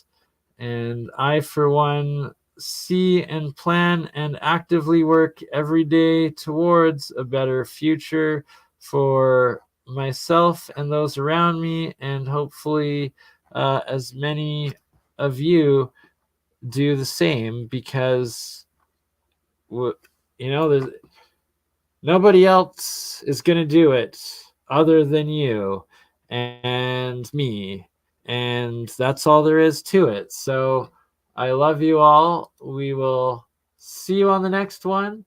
I might have a stream tomorrow with Zertis, but I'm not sure. He was sick, thus he wasn't able to make it today, and that's why the original stream with Old World Florida and one-on-one didn't happen with Zertis. Then I tried to make it work with Old World Florida and Campbell for tonight, but it was too late for Dr. Longo by that point, and thus he rescheduled for 2 days from now, which we will be doing. And until then, we'll see you on the next one. Also have Paul Cook, myself, and Campbell coming up by the end of this week. It should be, and we're going to be talking about old world technology. Paul Cook has an order that will be ready for this episode, an old electric healing device, where it's an electricity healing device, fairly similar to some of the naturopathy energy devices of today. So we're going to go over that. We'll be going over the geopolymer technology and so much more, as well as hopefully I'm able to get a hold of Dutch Since, in that he is free to come on and finally do what will be one of the most epic interviews of the year, if not the decade. I'm sure it will probably break the internet. Until then, may you all have a blessed week, day, and life. health and happiness to you, your loved ones, your families, your friends. Tomorrow, I'm going to be spending the day filling out this freaking cannabis licensing AGLC license so I can get a job. But I just posted one last time my PayPal link for anybody able and willing to support, help fund my research and work. It is always super greatly appreciated. It's only possible thanks to all of your generosity and support. And like I said, I just got in the new computer from exactly that support of your guys' and girls' donations. So it will be up and operating for the next one. And hopefully within the next week or two, I will be able to afford some video editing software and start making some decent short videos, as well as what the heck? Oh, my new cell phone also that I bought thanks to your donations on Black Friday. I also purchased it and got it in a refurbished Samsung 20. So it should supposedly have some of the nicest video ever and pictures that I will be able to also start using. I'm just in the process. I organized all of my photos and experiments, electrolysis, cold fusion, alchemy, photos of my experiments from my phone. Now I just have to transfer them over to the hard drive computer to back them up. And then I will be putting my SIM card into my new phone. And by the next stream, we will have 2 upgraded pieces of equipment for much better quality continuation of streams and videos. Yes, sorry, my website is currently the sales part doesn't work on it. It should still let you browse through the different designs and whatnot, but as far as sales and inventory, no, that's another thing that my broke ass needs to raise some money to finish paying for my web builder to finish and get working. It's all just the COVID lockdown screwed everything up so much, where it's like I've got $200K worth of equipment, inventory, and everything just sitting in a freaking storage garage, costing me money instead of making me money or giving me the opportunity to work and make my own money with.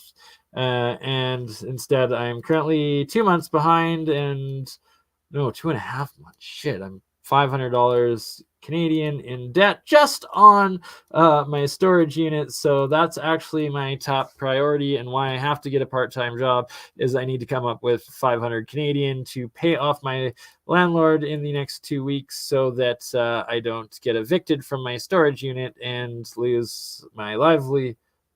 Well, my livelihood, I guess, is cut right now, but the wealth of it, I don't know, materials, whatever. I can't lose my equipment, can't lose my blanks. I just need to make the money to pay my behind rent, and then I need to start saving to be able to actually afford a place to set up again to actually start doing prints. But I still have lots of prints, clothing available in my current inventory, and anybody interested in purchasing some of my clothing, email me, and anybody who donates $50 or more and willing to pay the shipping will get a shirt of their choice from the inventory that I have. All right, so that's enough rambling for me. 3 hours, 43 minutes, 48 seconds. Love you all. We will catch you on the next one. Thank you for staying with us. You're all awesome. Get a real job. Like, Yes, that's why I'm talking about how I'm doing my course tomorrow to get the license to be able to get hired to get the real job. Because printing clothing orders isn't a real job. No, running an actual business isn't a real job. Yeah, all right. Anywho. Yeah. Oh, calling me that. All right. What channel are you on? You're getting booted. That's just rude. So,